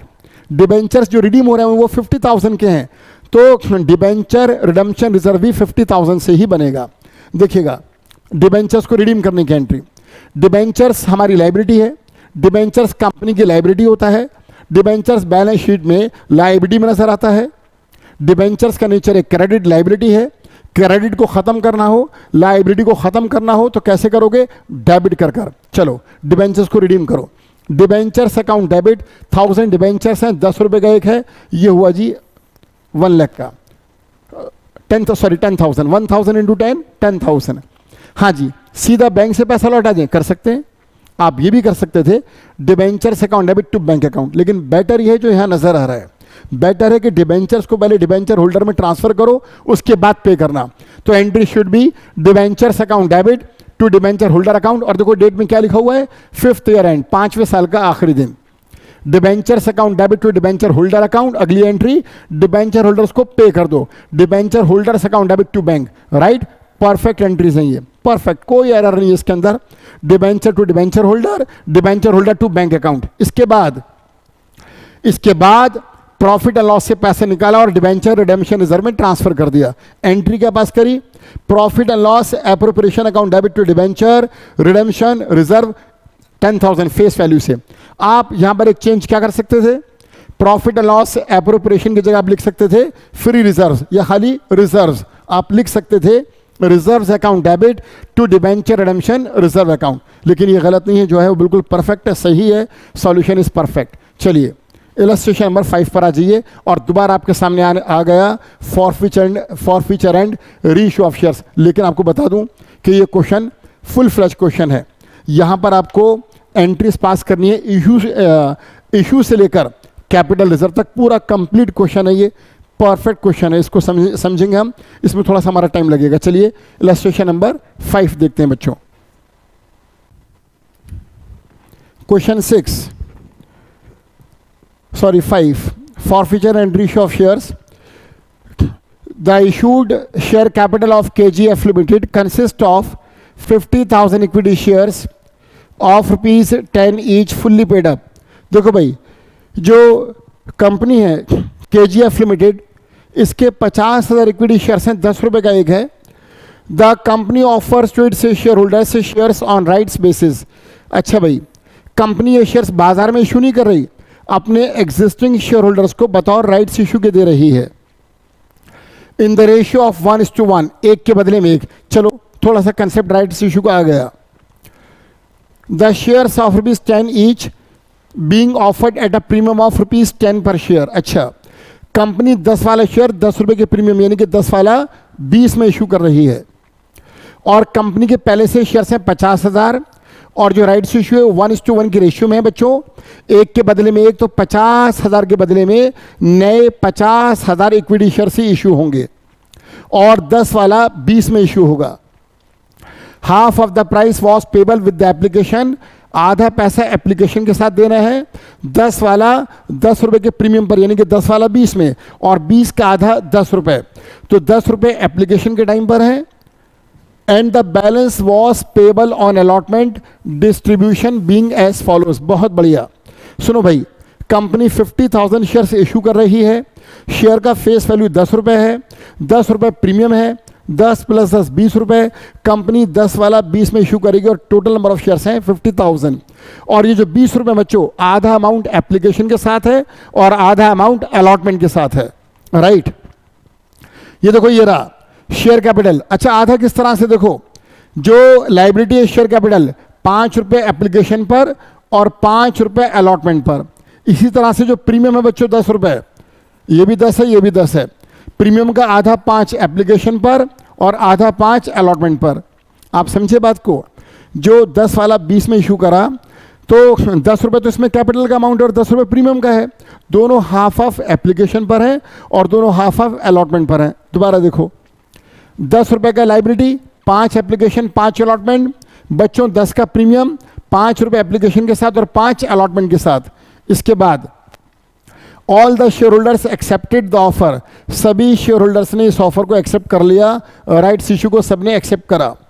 One share holder, एक शेयर होल्डर जिसके पास कंपनी के 150 शेयर्स थे, paid the full offer price, उसने सारा पैसा चुका दिया विद हिज एप्लीकेशन, एप्लीकेशन के साथ। बच्चों, एक शेयर होल्डर जिसके पास कंपनी के 150 शेयर्स थे, उसने कंपनी को एप्लीकेशन के साथ अलॉटमेंट का पैसा भी दे दिया, यानी कि पूरे 20 रुपये दे दिए। इसके अलावा एक दूसरा share holder, another share holder holding 100 shares fail to pay the allotment money, एक दूसरा शेयर होल्डर जिसके पास कंपनी के 100 शेयर्स थे, उसने कंपनी को एप्लीकेशन तो दी, इसके बाद अलॉटमेंट नहीं दी। And his shares were subsequently forfeited, और इस आदमी के शेयर्स को कंपनी ने फॉरफिट कर लिया। इसके बाद क्या हुआ, लेटर बाद में the shares were reissued as fully paid up for ₹2000 cash, और बाद में इन शेयर्स को रीइश्यू कर दिया गया 2000 रुपये में। Journalise the above mention transaction, simple question है, साधारण, बहुत आराम से हो जाएगा। सुनो भाई, कंपनी ने इशू करे थे 50,000 शेयर्स, राइट। एप्लीकेशन पर थे 10 रुपये, तो 50,000 शेयर्स इंटू 10 5 लाख होगा। यहाँ क्या लिखा हुआ है, बैंक अकाउंट डेबिट 5,01,500 रीज़न, एक आदमी, एक शेयर होल्डर जिसके पास कंपनी के 150 शेयर्स हैं, उसने कंपनी को अलॉटमेंट के साथ, एप्लीकेशन के साथ अलॉटमेंट का भी पैसा दे दिया। हाँ भाई, कितने शेयर्स है इसके पास? 150। अलॉटमेंट 10 रुपये है, तो इसने 150 इंटू 10 1500 रुपये दे दिया एडवांस। तो इक्विटी शेयर एप्लीकेशन कितनी आई होगी? ये आई होगी बेटा 50,000, बच्चों 50,000 इंटू 10, 5 लाख रुपए। इन दोनों को प्लस करोगे 5,01,500 आ जाएगा। तो bank account debit, bank account debit 50, ये जो एप्लीकेशन का पैसा है, bank account debit 50,000 into 10 plus 150 into 10। हाँ जी, बैंक कैसे आएगा? बैंक देखो कैसे आएगा। बैंक में 50,000 शेयर्स के ऊपर एप्लीकेशन का 10 रुपया, इसके अलावा प्लस 150 शेयर्स पर अलॉटमेंट का एडवांस आया 10 रुपये, तो ये बना 5,01,500। और इसमें एप्लीकेशन है 50,000 इंटू 10 5 लैक्स, और कॉल्स इन एडवांस 150 इंटू 10 1500। इसके बाद कंपनी इस एप्लीकेशन के पैसे को शेयर कैपिटल में और सिक्योरिटीज प्रीमियम में ट्रांसफर करेगी। आप सबको मालूम है 10 रुपये की एप्लीकेशन है जिसमें 5 रुपये का है शेयर कैपिटल और 5 रुपये का है प्रीमियम। कर दो ट्रांसफर। शेयर एप्लीकेशन, हाँ भाई ये कितनी है? 50,000 शेयर्स पर 10 रुपये से 5 लाख, इसमें से 5 रुपये जाएंगे कैपिटल में। 50,000 इंटू 5 ये कैपिटल है, और बच्चों 50,000 इंटू 5 ये है सिक्योरिटीज प्रीमियम। इस तरह से बंटवारा हुआ। इसके बाद, हाँ जी क्लियर ये दोनों एंट्रीज? पक्का? चलो आगे आ जाओ। अब अलॉटमेंट ड्यू करेंगे। अलॉटमेंट भी 10 ही रुपये है। 50,000 शेयर्स पर अलॉटमेंट 10 रुपये से बच्चों 5 लाख, 2.5 लाख जाएगा कैपिटल में, आधा 5 रुपये और 5 रुपये जाएंगे प्रीमियम में, सेम जैसे एप्लीकेशन में हुआ था। 10 रुपये की अलॉटमेंट है जिसमें 5 का शेयर कैपिटल है और 5 का प्रीमियम है। ऐसे डिवीजन होगा। इसके बाद जब अलॉटमेंट का पैसा रिसीव होगा, ये बहुत आराम से करना। हाँ भाई, अलॉटमेंट का पैसा रिसीव हुआ, देखो कैसे, देखो कैसे। 50,000 शेयर्स है ना, 150 शेयर्स की अलॉटमेंट एप्लीकेशन के साथ आ गई थी, एक तो वो कम कर दो, और एक 100 शेयर्स पे अलॉटमेंट नहीं आई, वो भी कम कर दो। कैसे करोगे बताओ? हाँ भाई कैसे करोगे? 50,000 शेयर्स हैं, 150 वो माइनस करो जिनका पैसा एप्लीकेशन के साथ आया था, और 100 और माइनस करो जिन पर अलॉटमेंट आई ही नहीं, इनटू 10 रुपये आ जाएगा 4,97,500। इसके बाद calls in advance account debit, ये 1500 रुपये जो ऊपर आपने क्रेडिट करे थे, ये रहे। टू कहाँ गया? ये राजी। To calls in advance 1500 calls in advance आई थी, इसे कैंसिल करने के लिए क्या करोगे बच्चों? डेबिट। अब मैं यहाँ पर एक चीज़ से फिर सेटिस्फाइड नहीं हूँ कि जब इन्होंने इस क्वेश्चन में कॉल्स इन एडवांस को यूज़ करा तो कॉल्स इन एरियर्स को यूज़ क्यों नहीं करा? एक तरफा कैसे हो सकता है भाई? आप पैसा एडवांस आने पर कॉल्स इन एडवांस को यूज़ कर रहे हो, पैसा ना आने पर कॉल्स इन एरियर्स को यूज़ क्यों नहीं कर रहे? हम करेंगे, हम एंट्री ऐसे पास नहीं करेंगे भाई, no, not satisfied at all. हम कहेंगे bank account debit 4,97,500, calls in advance account debit 150 into 10 1500, और इसके बाद हम यहाँ पर एक और लिखेंगे, वो क्या होगा? Calls in arrears account debit 100 into 10 and it will be 1000, और इसको हम लिखेंगे पूरा 5 लैक्स। मेरे हिसाब से ये एंट्री करो आप, राइट? भाई आप मुझे बताओ, कॉल्स इन एडवांस आप यूज़ कर रहे हो ना, तो कॉल्स इन एरियर्स को यूज़ क्यों नहीं करोगे यार? देखो भाई, bank account debit, right, calls in advance पहले आ चुकी थी, कैंसिल कर दी, और कॉल्स इन एरियर्स भाई 100 शेयर्स पे अलॉटमेंट का पैसा नहीं आया, तो जब तक नहीं आएगा हमारी एसेट से, किस नाम से? कॉल्स इन एरियर्स के नाम से, तो कॉल्स इन एरियर्स को डेबिट करेंगे। टू इक्विटी शेयर अलॉटमेंट पूरा 5 लाख। इसके बाद जब हम एंट्री पास करेंगे अलॉटमेंट को, ये हमने एंट्री पास करी बच्चों अलॉटमेंट को रिसीव करने की, राइट? अब देखो यहाँ पर ये मिस्टेक, अब बच्चे अगर सीधा वर्कबुक से करेंगे तो सही बात है, बच्चों की शिकायत जायज़ है भाई कि कोई टीचर हमें वर्कबुक सॉल्व करा दे क्योंकि इसमें एरर्स हैं। तो मुझे बताओ जब कंपनी इक्विटी शेयर्स को फॉरफिट करती है तो डेबिट किसको करेगी? इक्विटी शेयर कैपिटल को। और यहाँ क्या लिखा हुआ है? Equity share allotment account debit. How is it possible यार? हम इक्विटी शेयर्स को फॉरफिट कर रहे हैं तो कैपिटल कैंसिल होगा, तो this is wrong. Entry will be equity share capital. Equity share capital account debit 100 into 10 1000। Securities premium, yes premium अगर ना आए तो डेबिट होता है, आपको मालूम है ना। अगर कंपनी जब शेयर्स को फॉरफिट करती है, अगर किसी शेयर होल्डर ने ऐसा पैसा रोका है जिस पर अलॉटमेंट, जिस पर प्रीमियम भी था, अगर शेयर होल्डर ने प्रीमियम नहीं दिया तो वो कैंसिल होने के लिए डेबिट होगा। Securities premium account debit 100 into 5 500। अच्छा प्रीमियम 10 था लेकिन 5 रुपये एप्लीकेशन का टाइम पर था और वो रिसीव हो चुका है। कौन सा प्रीमियम है जो रिसीव नहीं हुआ? अलॉटमेंट वाला, वो कैंसिल होगा डेबिट होकर। Securities premium account debit 100 into 5 500 रुपये to equity share allotment, yes. अब यहां पर जो अलॉटमेंट का पैसा नहीं आया क्योंकि मैं उसको ऊपर डेबिट कर चुका हूं कॉल्स इन एरियर्स के नाम से, तो नीचे इन्होंने सही लिखा है क्योंकि इन्होंने ऊपर क्या करा? कॉल्स इन एरियर्स यूज नहीं करा। क्योंकि इन्होंने ऊपर कॉल्स इन एरियर्स यूज नहीं करा तो नीचे भी नहीं करेंगे, लेकिन अगर मैं ऊपर यूज करूंगा तो मैं नीचे भी इसको यूज करूंगा कैंसिल करने के लिए। ऊपर बच्चों मैंने कॉल्स इन एरियर्स को डेबिट करा था तो नीचे क्या करूंगा? क्रेडिट। तो मैं यहां पर क्या लिखूंगा? To calls in arrears. तो इसका मतलब मॉड्यूल वर्कबुक में गलत नहीं है। इन्होंने क्या करा? जब 100 शेयर्स पे अलॉटमेंट नहीं आई तो उसको कॉल्स इन एरियर्स नाम नहीं दिया। और वैसे भी कई सारे ऑथर्स, कई सारे टीचर्स इस बात को मानते हैं कि भाई कॉल्स इन एरियर सिर्फ कॉल्स के लिए होना चाहिए, अलॉटमेंट के लिए नहीं। तो शायद उसी कॉन्सेप्ट को यहाँ पर फॉलो किया गया हो कि अलॉटमेंट के ना आने पर calls in arrears word use नहीं करा कि भाई ये तो खाली कॉल्स के लिए होगा, राइट। चलो ये अपनी जगह ठीक है, हम अपनी जगह सही हैं। टू कॉल्स इन एरियर्स 500 रुपये, हाँ जी। To equity share, to calls in arrears कितना share? 100 into 10 1000। To shares forfeited account 100 into 5 500। तो ये एंट्री कंप्लीट हो गई। कैपिटल को डेबिट करके कैंसिल करा 1000 से, प्रीमियम को डेबिट करा। अलॉटमेंट पर शेयर 10 रुपये थी, 100 शेयर्स पे नहीं आई, 10 रुपये से 1000। और जो कंपनी के पास पैसा आया था वो एप्लीकेशन में जो 10 रुपये की आई थी उसमें 5 का प्रीमियम था, वो कंसिडर नहीं होगा। 5 रुपये जो शेयर कैपिटल में था, शेयर एप्लीकेशन में जो 5 रुपये कैपिटल के थे वो कंपनी का प्रॉफिट बनेगा। टू शेयर्स फॉरफिटेड 100 into 5 500 रुपये। इसके बाद कंपनी इनको रीइशू करेगी बच्चों। रीइशू करा 2000 में। अब ये बताओ, शेयर 100 शेयर्स थे, 10 रुपये से 1000 के हैं। कंपनी 1000 वाले शेयर्स को 2000 में बेच रही है तो 1000 का प्रीमियम होगा। Bank account debit 2000 to equity share capital. बच्चों शेयर जो फॉरफिट करके रीइशू करें ये 100 है और फेस वैल्यू 10 है तो शेयर कैपिटल में 1000 जाएगा और 1000 जो फालतू आया है 100 into 10 ये जाएगा बच्चों प्रीमियम में।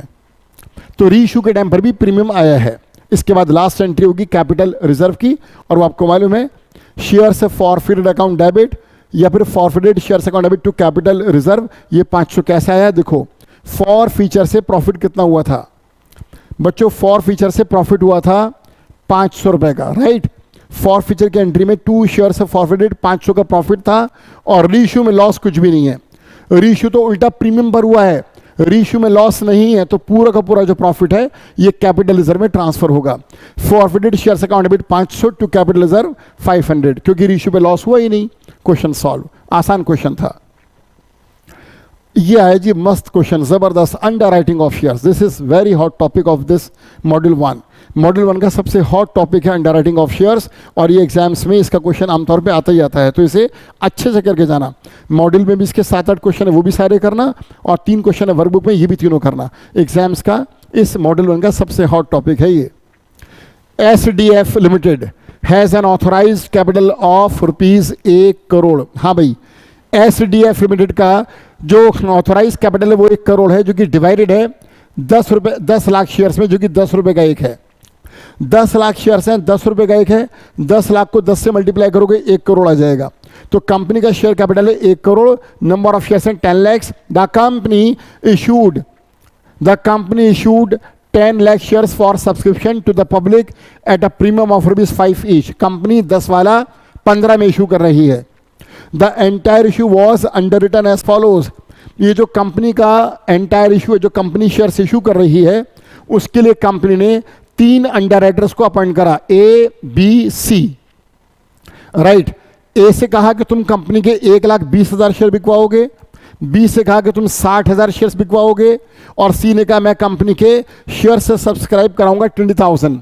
अगर आप इन तीनों को ऐड करेंगे 120, 60 और 20, तो बच्चों ये बनेगा 2 लाख। इसका मतलब जो अंडरराइटर्स हैं वो पूरे 10 लाख शेयर्स नहीं बिकवाएंगे। कंपनी का जो टोटल इशू है बच्चों वो 10 लाख। देखिए, कंपनी का जो टोटल नंबर ऑफ इशू है वो 10 लाख शेयर्स हैं, लेकिन अंडरराइटर्स ने जो रिस्पॉन्सिबिलिटी ली है वो सिर्फ 2 लाख शेयर्स की ली है। ठीक, तो ये पार्शियल अंडरराइटिंग है, ये फुल अंडरराइटिंग नहीं है दोस्त। हाँ जी, तो ए कह रहा है कि वो कंपनी के शेयर सब्सक्राइब करवाएगा 120, बी 60 और सी 20, टोटल 2 लाख। इसके बाद फर्म अंडरराइटिंग यानी कि ये शेयर्स, तुम्हें मालूम है ना फर्म अंडरराइटिंग क्या होती है, जो शेयर्स वो अंडरराइटर्स खुद परचेस करेंगे। ठीक, फर्म अंडरराइटिंग मीन्स अंडरराइटर्स जो शेयर्स खुद परचेस करेंगे कंपनी से अपने लिए, बाद में वो इनको सेल कर दें, वो एक अलग बात है। ए 1,20,000 शेयर्स बिकवाएगा, उसमें 20,000 फर्म अंडरराइटिंग भी है। 60,000 शेयर्स बी की रिस्पॉन्सिबिलिटी, जिसमें फर्म अंडरराइटिंग 8,000 शेयर्स है। सी की रिस्पॉन्सिबिलिटी 20,000 शेयर्स, उसमें फर्म अंडरराइटिंग 4,000 शेयर्स। अच्छा, एक बात और ध्यान रखिएगा, ये इन्होंने कहानी की अलग से है, इसका मतलब ये इसमें इंक्लूडेड है इन टोटल शेयर्स में। चलो आगे और देखते हैं, क्या पता आगे कुछ और मेंशन हो। देखिएगा आगे, ऑफ द टोटल इशू ये जो 2 लाख थे, इन्हें पहले प्लस करो दोबारा, 120 प्लस 60 प्लस 20, ये हो गया 2 lakh. Of the total issue, जो कुल इशू है उसमें से सिर्फ 1,80,000, only 1,80,000 shares including firm underwriting were subscribed for. अच्छा, ये जो 2 लाख शेयर्स की बिकवाने की रिस्पॉन्सिबिलिटी एबीसी ने ली थी बच्चों, इन 2 लाख शेयर्स में से खाली बाजार में 1,80,000 ही बिके हैं। 2 लाख में से 1,80,000 बाजार में बिक गए, यानी कि 20,000 शेयर्स अभी अनसब्सक्राइब्ड है जो बाजार में नहीं बिके, वो इन तीनों को परचेस करने पड़ेंगे कंपनी से, क्योंकि इन तीनों ने मिलकर जो रिस्पॉन्सिबिलिटी ली थी वो 2 लाख की थी, और ये मार्केट में बिकवा पाए 180। तो जो 20,000 अनसब्सक्राइब्ड है वो ये तीनों परचेस करेंगे। राइट, आगे देखिएगा। अच्छा, इसमें 180 जो बिके उनमें फर्म अंडरराइटिंग इंक्लूडेड है। इसके बाद क्या हुआ, मार्क्ड, यहां पे फुल स्टॉप आना चाहिए था, मार्क्ड एप्लीकेशंस। हाँ जी, मार्क्ड जानते हो ना, मार्क्ड एप्लीकेशन वो एप्लीकेशंस हैं जिन पे अंडरराइटर्स की रबर स्टैंप लगी हुई है। ठीक, तो जो ये तीनों अंडरराइटर्स हैं एबीसी, ये जिन लोगों की काउंसलिंग करते होंगे कि तुम कंपनी के शेयर्स परचेस करो, उनके एप्लीकेशन फॉर्म पे अपनी रबर स्टैंप लगा के उनको मार्क्ड बना देते होंगे, ताकि उनकी ये कंपनी को क्लियर हो कि ये शेयर्स किस सब अंडरराइटर ने बिकवाए हैं।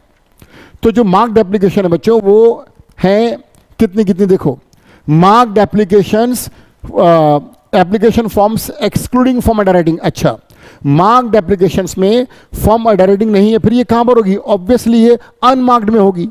भाई बात सुनो यार, जो फॉर्म अंडरराइटिंग है वो इन टोटल 180 के अंदर तो है ना। ये जो 1,80,000 शेयर्स बिके इसमें साफ साफ लिखा है, दोनों को जोड़ के देखो, only 1,80,000 shares including form underwriting. 1,80,000 share जो बाजार में बिके हैं उसमें फर्म अंडरराइटिंग जुड़ी हुई है, लेकिन जो मार्क्ड एप्लीकेशन दी गई हैं जिन पर रबर स्टैंप है ये विदाउट फर्म अंडरराइटिंग है। देखो भाई, ए के नाम से जो शेयर्स बिके वो 64,000 है, जो बी के नाम से बिके वो 40,000 है, और जो सी के नाम से बिके वो 16,000 शेयर्स हैं। ये इनकी मार्क्ड एप्लीकेशंस हैं। अब इन दोनों को अगर मैं प्लस करूं, 64 प्लस 40 ये होंगे 1,04,000 और प्लस 16 1,20,000, तो कंपनी के कुल शेयर्स बिके बच्चों 1,80,000, जिसमें से मार्क्ड है 1,20,000, तो अनमार्क्ड होंगे, अनमार्क्ड है 60,000। राइट, और इन अनमार्क्ड में फर्म अंडरराइटिंग जुड़ी हुई होगी, क्योंकि मार्क्ड में नहीं है तो फिर कहां पर है भाई, 1,80,000 में है, वो कह रहे हैं 1,80,000 में फर्म अंडरराइटिंग है। राइट, इनमें है, लेकिन जो मार्क्ड है इनमें नहीं है, फिर कहां है, ऑब्वियसली इन 60 के अंदर है। आप सुन रहे हैं मेरी बात, 180 में फर्म अंडरराइटिंग एडिड है लेकिन 120 में नहीं है, तो फिर कहां है, 180 में से 120 घटा के जो 60 बचेगा इसमें अनमार्क्ड में फर्म अंडरराइटिंग वाले शेयर्स भी हैं। Calculate the liability of the underwriters. Okay, आपको अंडरराइटर्स की लायबिलिटी कैलकुलेट करनी है। ठीक, और इसका फॉर्मेट आपको आता होगा, आपने क्वेश्चंस करेंगे, मैं सीधा फॉर्मेट के ऊपर आता हूं। ये वर्किंग नोट की ज़रूरत अभी डिस्कस की नहीं है, क्योंकि इससे सारा क्लियर होगा आपको। ये रहा जी फॉर्मेट, ज़बरदस्त फॉर्मेट, यही बनाना है आपको एग्जाम्स में। ठीक, statement showing the liability of the underwriters, बहुत बढ़िया। ग्रॉस लायबिलिटी, ए ने कहा था वो बिकवाएगा 1,20,000, बी 60,000, सी 20। सबसे पहले जिन्होंने बिकवादियों ने माइनस कर दो, जिनके नाम से बिके marked application, less marked application excluding from underwriting 64, 40, 16, ये क्वेश्चन में दे रखा है, बचेंगे। इसके बाद इन्होंने क्या करा, एक स्टेप गायब कर दिया। यार मेरी राय है, मेरी एडवाइस आपको, आप एक स्टेप गायब मत करना, आप एक काम करना। इन्होंने क्या करा, मार्क्ड एप्लीकेशन को लेस करने के बाद साथ के साथ अनमार्क्ड को भी लेस करा। मेरी एडवाइस आपको यह है कि इसको एकदम से अनमार्क्ड को लेस न करके पहले आंसर निकालना। आंसर कैसे निकालोगे, for example 1,20,000 minus 64, 56,000, 60 minus 40, 20,000, 20 minus 16, 4,000। एक बार आंसर निकाल देना, एक लाइन ज़्यादा हो जाएगी लेकिन अच्छा लगेगा, कैलकुलेशन साफ सुथरी लगेगी, मज़ा आएगा देखने में। उसके बाद less unmarked applications in the ratio of, आपको मालूम है अनमार्क्ड का बंटवारा होता है ग्रॉस लायबिलिटी की रेशियो में। ग्रॉस लायबिलिटी रेशियो यहां से निकलेगी 120, 60, 20, यह आ जाएगी 1, 3 और 6 रेशियो आ रही है। अगर आप इन तीनों को कैंसिल करोगे, रेशियो आ रही है बच्चों 6, 6:3:1, 2 1 जा 2, 2 3 जा 6, 2 6 जा 12, 6 3 1 की रेशियो आ गई। ये रही वो रेशियो 6 3 1, राइट। तो एक मिनट, ये रेशियो है। तो जो अनमार्क्ड है वो क्या है, 120, टोटल है 180, उसमें से मार्क्ड है 120। जब मैं टोटल में से मार्क घटाऊंगा तो अनमार्क्ड आएंगे। इसमें फॉर्मेट एडिड ऑलरेडी, इसको मैंने 6 3 1 उनकी ग्रॉस लायबिलिटी रेशियो में बांटा तो आएगा 36, 18 और 6। अब 64, 36 ऐड करो भाई, 1 लाख, 120 माइनस 1 लाख तो आ जाएगा 20,000। इसी तरह से 60 में से 40 और 18, 58 को माइनस करोगे तो आएगा 2000, और 20 में से माइनस करेंगे आप 16 और 6 22 को तो आएगा माइनस का 2000। स्टेप पे स्टेप गायब किए जा रहे हैं, आंसर नहीं निकाल रहे बार बार। आंसर बार बार निकलना चाहिए भाई, ये गलत है प्रेजेंटेशन, गलत तो नहीं कह रहा मैं चलो, लेकिन ये मेरे हिसाब से ये सेटिस्फैक्ट्री प्रेजेंटेशन नहीं है। ये सब कुछ एक ही साथ एडजस्ट करे जा रहे हैं। अरे भाई हर बार माइनस करके हर बार आंसर निकालना चाहिए। तो होना ये चाहिए था कि पहले मार्क्ड लेस होती उसका आंसर आता, फिर अनमार्क्ड लेस होता उसका आंसर आता, उसके बाद जब सी का एक्सेस आता 2000 वो एडजस्ट होता है ए और बी में, सब कुछ मिक्स कर दिया। अब सी का देखो 20,000 इसको बिकवाने थे, इसने बिकवाए 16 और 6 22,000, 2,000 इसने ओवर कर दिया, ओवर सब्सक्रिप्शन, ज़्यादा बिकवा दिए 2,000। क्यों बिकवा दिए भाई 2,000 ज़्यादा, उसका बेनिफिट मिलेगा ए और बी को उनकी ग्रॉस लायबिलिटी के रेशियो में, और वह है 6:3। तो ये 2,000 जो इसका ज़्यादा था, जब हम इसको 6:3 या कह लो 2:1 में बांटेंगे तो ये अमाउंट आएगा 1333,667। ठीक, तो इसका बचेगा। अब ये इन्होंने क्या करा, 3 बार जो आंसर आना था वो एक ही बार में निकाल दिया कि भाई ए का बचा 18667, बी का 1333 और ये हो गया नील। अब इसके बाद हम ये समझ चुके हैं कि हाँ भाई ये वो शेयर है, अगर इसका आप टोटल करोगे 20,000 आएगा, चेक कर लो आप। और सुनो भाई, कंपनी ने इनको कहा था कि ये 2 लाख शेयर्स बिकवाएंगे और बाजार में बिके थे 1,80,000, नहीं बिके थे 20,000। अगर आप देखेंगे तो ये जो 20,000 है यही टोटल है इन शेयर्स का, 20,000 यही वो शेयर्स हैं जो ए और बी परचेस करेंगे। सी परचेस नहीं करेगा, ए परचेस करेगा 20,000 में से 18,667 और बी परचेस करेगा 1,333। सी कोई परचेस नहीं करेगा। लेकिन ऊपर जो हमने लेस करा अनमार्क्ड, उसमें फॉर्मेट रेटिंग लेस हो गई कि भाई ये खुद खरीदेंगे तो खरीदो ना। ऊपर इसलिए माइनस करा कि हम खरीदेंगे तो खरीदो ना, परचेस करो, तो परचेस करोगे तो पैसा दो, हम फॉर्मेट रेटिंग को दोबारा ऐड बैक करेंगे। ऐड, देखो बच्चों, ऐड फॉर्मेट रेटिंग, ए ने कहा था मैं 20,000 परचेस करूंगा, बी ने कहा था मैं 8,000 परचेस करूंगा, सी ने कहा था मैं 4,000 परचेस करूंगा। जब मैं इनकी नेट लायबिलिटी में ये दोबारा ऐड बैक करूंगा तो ए को परचेस करने होंगे 38,667, बी को परचेस करने होंगे 9,333 और सी को परचेस करने होंगे 4,000। ये उनकी होगी टोटल लायबिलिटी। तो बच्चों जो ऊपर थी थर्ड लास्ट लाइन वो थी net liability of the underwriter, और जो लास्ट लाइन है वो है total liability of the underwriters. तो ये था सॉल्यूशन। मैं इससे पूरी तरह सेटिस्फाइड इसलिए नहीं हूं, मेरे हिसाब से ये टॉपिक आपको अच्छे से आता होगा। आप इसमें बस आंसर सही है, आपका आंसर यही आएगा, परफेक्ट है, कंप्लीट है, सही सॉल्यूशन है, सब कुछ बहुत अच्छा है, लेकिन अकाउंट्स पूरे संसार में अकेला अकाउंट्स है जिसकी डेफिनेशन में लिखा हुआ है कि accounting is an art, accounts एक कला है। तो कला को कला के तरीके से ही प्रेजेंट करना चाहिए। अकाउंट्स में प्रेजेंटेशन और परफॉर्मेंस दो अलग अलग चीज़ें हैं। आपने सही आंसर निकाला, ये परफॉर्मेंस है, सही तरीके से निकाला, ये प्रेजेंटेशन है। तो अकाउंट्स का प्रेजेंटेशन बहुत इंपॉर्टेंट है। मेरे अकॉर्डिंग आपको हर बार लेस करके आंसर निकाल के फिर दोबारा लेस करना चाहिए था। थोड़ा सा 3 लाइनें बढ़ जाएंगी, सॉल्यूशन में बढ़ने दो, आंसर यही आएगा। तो सॉल्यूशन सही है, प्रेजेंटेशन और अच्छा हो सकता था। इसके बाद क्वेश्चन 7, ये भी अंडर राइटिंग का है। अब इस क्वेश्चन में देखो, अ कंपनी इशूड, कंपनी ने इशू करे 75,000 शेयर्स और 10 रुपये का एक है, 10 वाला 10 के प्रीमियम पर है, 10 वाला 20 में। द एंटायर इशू वॉज, हाँ भाई ये है फुल अंडर राइटिंग। अभी जो क्वेश्चन करा वो था पार्शियल और ये है full underwriting. The entire issue was underwritten as follows. Company के 75,000 शेयर्स हैं भाई। ए ने कहा कि वो बिकवाएगा 45,000 शेयर्स, फर्म अंडर राइटिंग इसमें है 6,000 शेयर्स। बी ने कहा मैं बिकवाऊंगा 18,750 शेयर्स, जिसमें फर्म अंडर राइटिंग है 2,250 शेयर्स। सी ने कहा मैं बिकवाऊंगा 11,250, जिसमें फर्म अंडर राइटिंग है 7,500 शेयर्स की। अगर आप इन तीनों को प्लस करोगे तो 75,000 आ जाएगा। एक बार प्लस करें भाई, चेक करो भाई, 45, 55, 65, यस, और हाँ एग्जैक्टली 75 आ रहा है भाई। इन तीनों का टोटल बच्चों 75,000 शेयर्स आ रहा है। यानी कि क्वेश्चन फुल अंडर राइटिंग है। किसका ये क्वेश्चन? फुल अंडर राइटिंग का क्वेश्चन है ये। इसके बाद total applications received by the company excluding form under writing and marked application. Company के जो कुल शेयर्स बिके हैं, 2 को छोड़कर, इसको किसको एक्सक्लूडिंग छोड़कर, क्या? फॉर्म अंडर राइटिंग और मार्क्ड। सिंपल बोलो ना यार, अनमार्क्ड। यार जो टोटल शेयर्स बिके हैं वो 3 तरह के होंगे, मार्क्ड, अनमार्क्ड और फॉर्म अंडर राइटिंग। ये कह रहा है मार्क्ड छोड़ दो, फॉर्म अंडर राइटिंग छोड़ दो, फिर बचा क्या? अनमार्क्ड बचा। तो जो अनमार्क्ड है, जिन पर किसी की रबर स्टैम्प नहीं है, वो कितने हैं? वो है 11,250 शेयर्स। अब मार्क्ड कितने हैं? मार्क्ड, द मार्क्ड एप्लीकेशंस, यानी कि जिन पे रबर स्टैम्प लगी हुई है, वो मार्क्ड कितने हैं? The marked application excluding form underwriting were as follows. हाँ भाई, ए की मार्क्ड एप्लीकेशन है 7,500 शेयर्स, बी के 15,000, सी के 3,750 शेयर्स। आगे चलो भाई, commission payable to underwriters is at 5% of the issue price. Underwriters की जो कमीशन है, उनको इशू प्राइस पर 5% की कमीशन मिलेगी शेयर्स को बिकवाने के बदले में।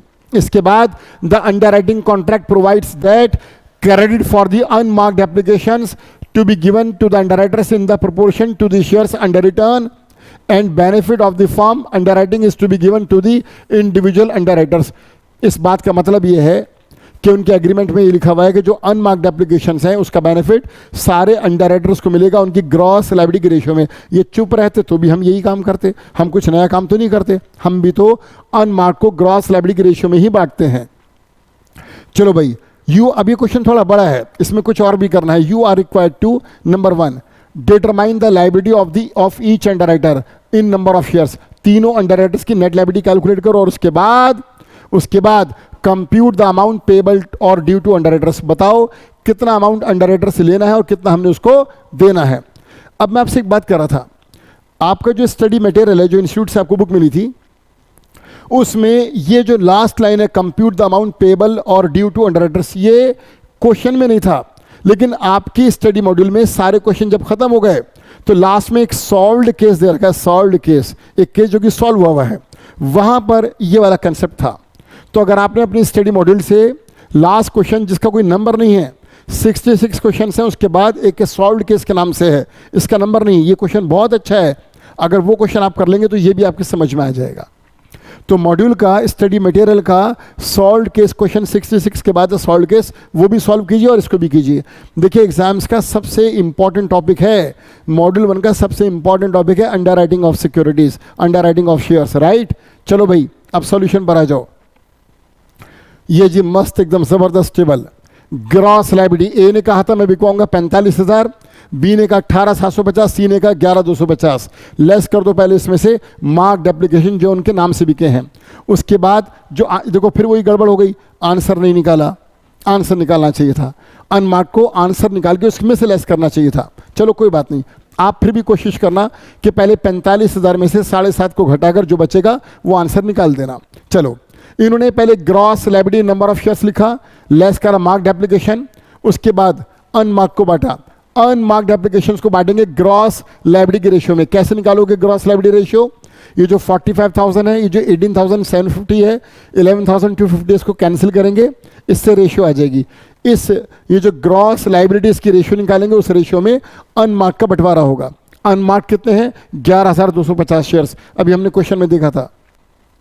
जब इन्होंने अनमार्क को बांटा तो फ्रैक्शन आ रहा है 2,812.5 शेयर्स 1,687.5। मुझे नहीं लगता इतनी हेडेक लेने की जरूरत है। शेयर्स को काट के दोगे क्या?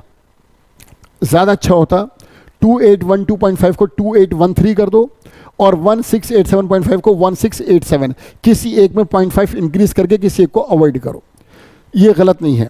ये फ्रैक्शन में लेके चलना ज़रूरी नहीं है। ये आधा शेयर थोड़ी दोगे किसी को यार। तो आप चाहो तो इसको राउंड ऑफ कर दो, इसमें 0.5 बढ़ा के 13 कर दो और इसे 87 रहने दो। ठीक, आंसर तब भी आएगा।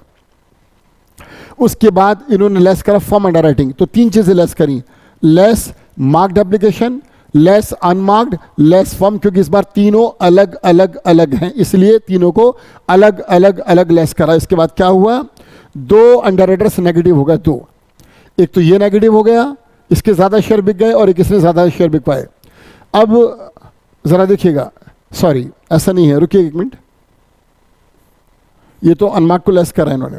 आंसर ये है नीचे, ये आंसर है। देखिए बैलेंस, ये 2 नेगेटिव हो गए। 1, एक तो इसने शेयर ज़्यादा बिकवा दिए भाई, किसने? बैलेंस के बैलेंस, बी के शेयर ज़्यादा बिके, नाम ABC है ना, यस।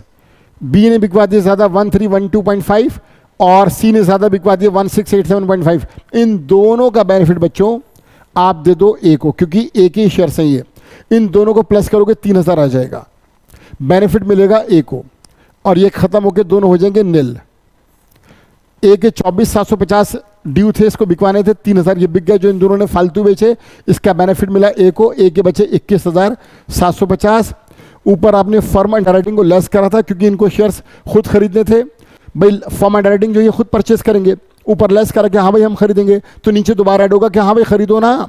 ऊपर लेस क्यों करा? हम लेंगे तो लो, फिर 2 पैसा उसका, तो ऐड कर देंगे दोबारा से फर्म अंडरराइटिंग, ऐड करके टोटल लायबिलिटी। ये थी नेट लायबिलिटी और बच्चों ये आ गई तीनों की टोटल लायबिलिटी।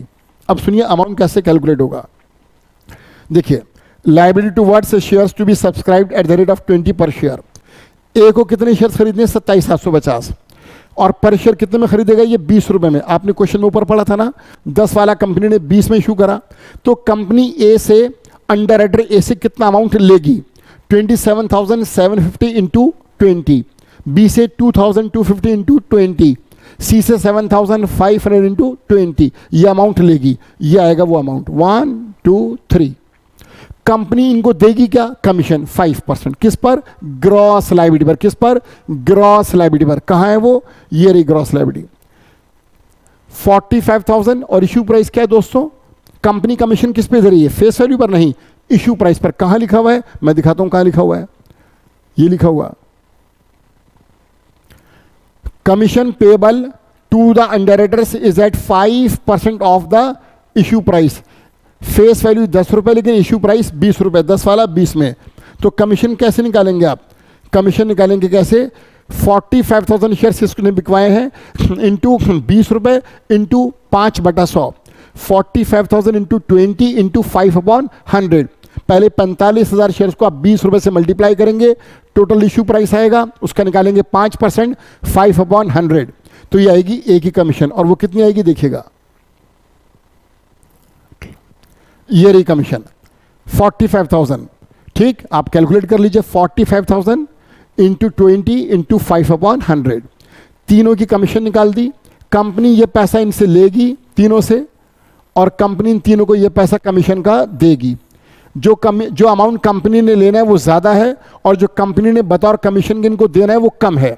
तो कंपनी क्या करेगी? इसमें से इसको माइनस करके नेट अमाउंट ए से लेगी 5,10,000, बी से लेगी 26,250 और सी से लेगी 1,38,000 750 net amount to be paid by the underwriters to the company, या फिर कहो कि net amount to be received from the underwriters. ये था question number 7। Now question number 8, buyback. दोबारा से बायबैक आ गया, ठीक, बायबैक ऑफ शेयर्स।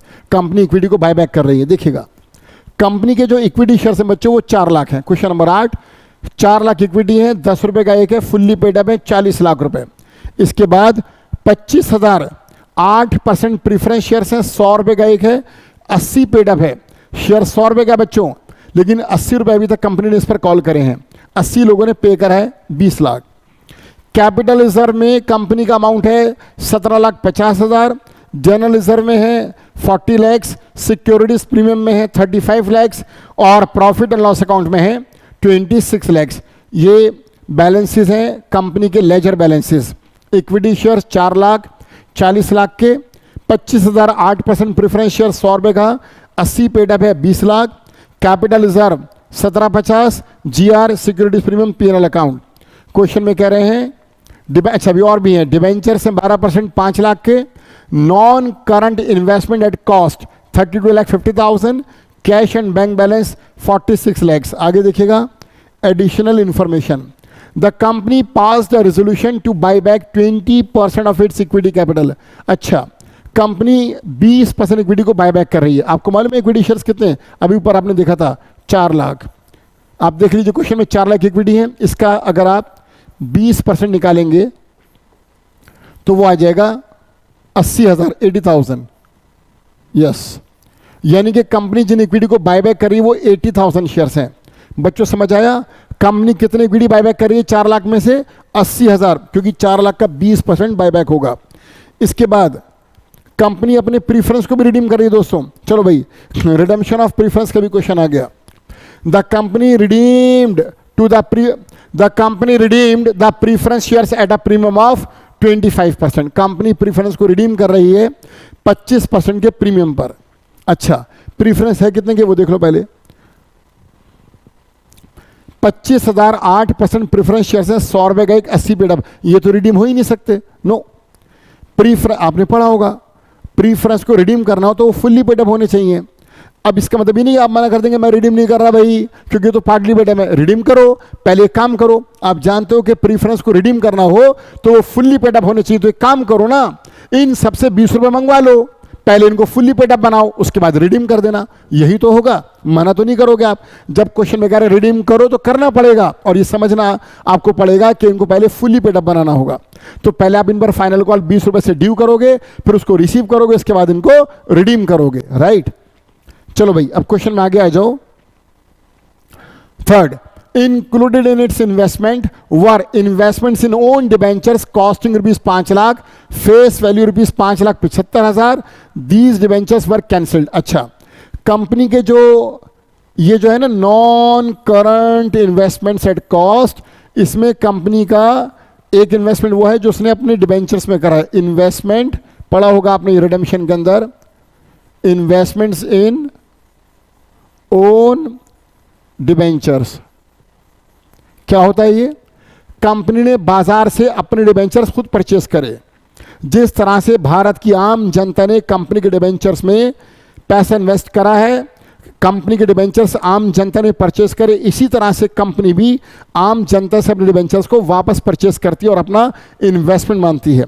कंपनी कह रही जब आम लोग हमारे डिबेंचर्स में इन्वेस्ट कर सकते हैं तो हम अपना पैसा अपने डिबेंचर्स में इन्वेस्ट क्यों नहीं कर सकते। तो कंपनी बाजार से जो कंपनी के डिबेंचर होल्डर्स हैं उनको ऑफर देकर उनसे डिबेंचर्स को रीपरचेस कर लेती है, अपने ही इशू के डिबेंचर्स को खुद परचेस करती है और उसे कहती है कि हमारा इन्वेस्टमेंट है, और कुछ टाइम बाद उसे कैंसिल कर देती है। तो वही करना है, कैंसिल करके दिखाना है। इसके बाद देखिएगा, you are required to pass necessary journal entries in the books of the company for the above. चलिए स्टार्ट करते हैं। Journal entries in the books of SDF limited. सबसे पहले क्या हुआ था, क्वेश्चन में आपको याद होगा, कंपनी ने इन्वेस्टमेंट को बेचा था। शायद वो एडजस्टमेंट्स मैंने पढ़ी या नहीं पढ़ी थी। एडजस्टमेंट जब कंपनी अपने, हाँ ये रहा, देखिएगा ये रह गई थी शायद, हाँ ये देखिएगा, for this purpose It sold, company sold its investments of rupees 15 lakhs for rupees 14 lakhs. Company ने 15 लाख का इन्वेस्टमेंट 14 लाख में बेच दिया, 1 लाख के नुकसान पर. अब देखते हैं आगे, एंट्रीज पर आ जाइए. पहली एंट्री, 15 लाख का इन्वेस्टमेंट कंपनी ने 14 लाख में बेचा, 1 लाख का लॉस हुआ. लॉस प्रॉफिट एंड लॉस के डेबिट में जाएगा. एंट्री पास होगी. Bank account debit 14 lakhs, profit and loss account debit 1 lakh. To investments थोड़ा नीचे हो गया, ये 15 lakhs. Being investment sold for the purpose of buyback of equity shares at a loss of rupees 1 lakh. तो बैंक में आए 14 लाख, 1 लाख का हुआ लॉस, इन्वेस्टमेंट्स गया 15 लाख का. इसके बाद प्रीफरेंस को रिडीम करना है. नहीं कर सकते रिडीम आप जब तक उन्हें फुल्ली पेड अप नहीं बनाओगे. प्रीफरेंस जो है वो 20 लाख रुपए के हैं और 100 वाले पर 80 रुपये ही पेड अप है, 20 रुपये की कॉल अभी बननी है. प्रीफरेंस 25,000 शेयर से बचो. 25,000 प्रीफरेंस को जरा 20 रुपये से मल्टीप्लाई करना, अमाउंट आएगा 5 लाख. 25,000 शेयर्स हैं प्रीफरेंस, 100 रुपये का एक है, 80 पेड अप है, 20 अभी नहीं कॉल हुआ. आप कॉल कर लो क्योंकि उन्हें रिडीम करना है तो पहले वो फुल्ली पेड अप होने चाहिए, ये कंडीशन है. तो बच्चों प्रीफरेंस शेयर की फाइनल कॉल ड्यू करने की एंट्री क्या होगी? Preference share final call account debit, ये रहा 25,000 into 20, 5 lakh. To 8% preference share capital 5 lakh. Perfect. इसके बाद इस पैसे को रिसीव करो. Bank account debit to preference share capital, गंदी बात, मिस प्रिंट है ये, वेरी रॉन्ग. ये एंट्री होगी bank account debit to preference share final call account 5 lakh. अब ये फुल्ली पेड अप हो गया, अब इन्हें रिडीम कर दो. रिडीम करने की एंट्री, ये एंट्री पहले क्यों करी? ये एंट्री सुनो जरा, सिंपल. अब मैं रिडीम की एंट्री, अब मैं अपने सीक्वेंस में दिखाऊंगा. ये एंट्री होनी चाहिए रिडीम की. जब प्रीफरेंस रिडीम होंगे तो preference share capital balance sheet में कहाँ नजर आते हैं? लायबिलिटी में. लायबिलिटी है ये, लायबिलिटी का नेचर है क्रेडिट, खत्म करना हो तो debit. Preference 8% preference share capital account debit 25 lakh और इनको रिडीम करना है 25% के प्रीमियम पर. बच्चों प्रीफरेंस शेयर्स को रिडीम करना है 25% के प्रीमियम पर.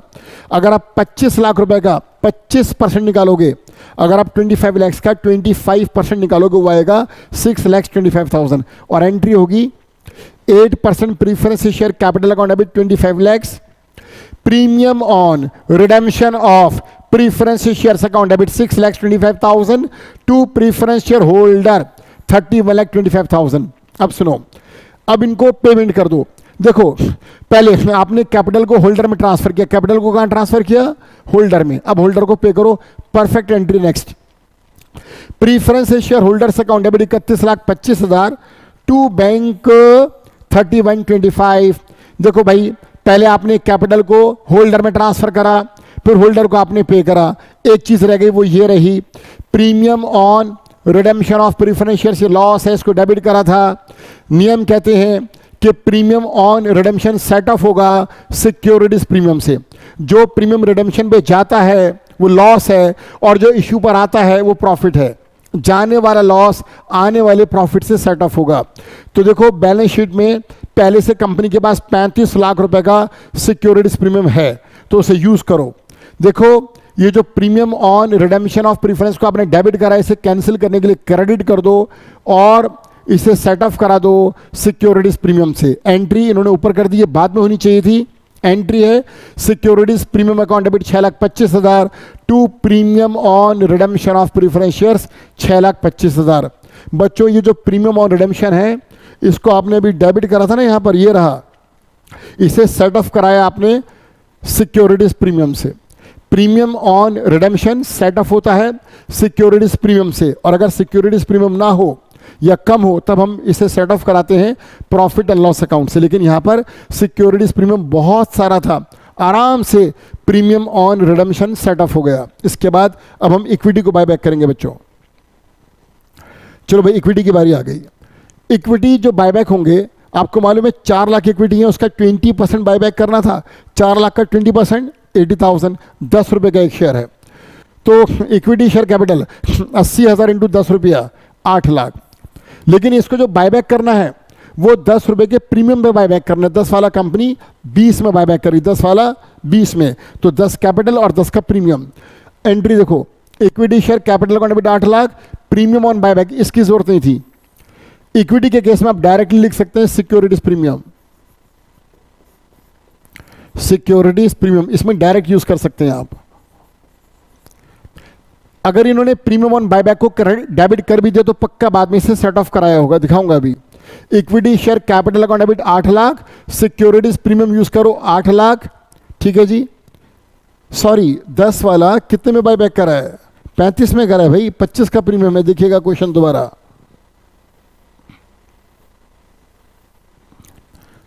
हाँ जी देखिएगा। The company passed a resolution to buy back 20% of its equity shares at the rate of rupees 35 per share. 10 वाला 35 में बायबैक हो रहा है भाई, पर शेयर 25 रुपए का प्रीमियम है, राइट। अब आओ वापिस,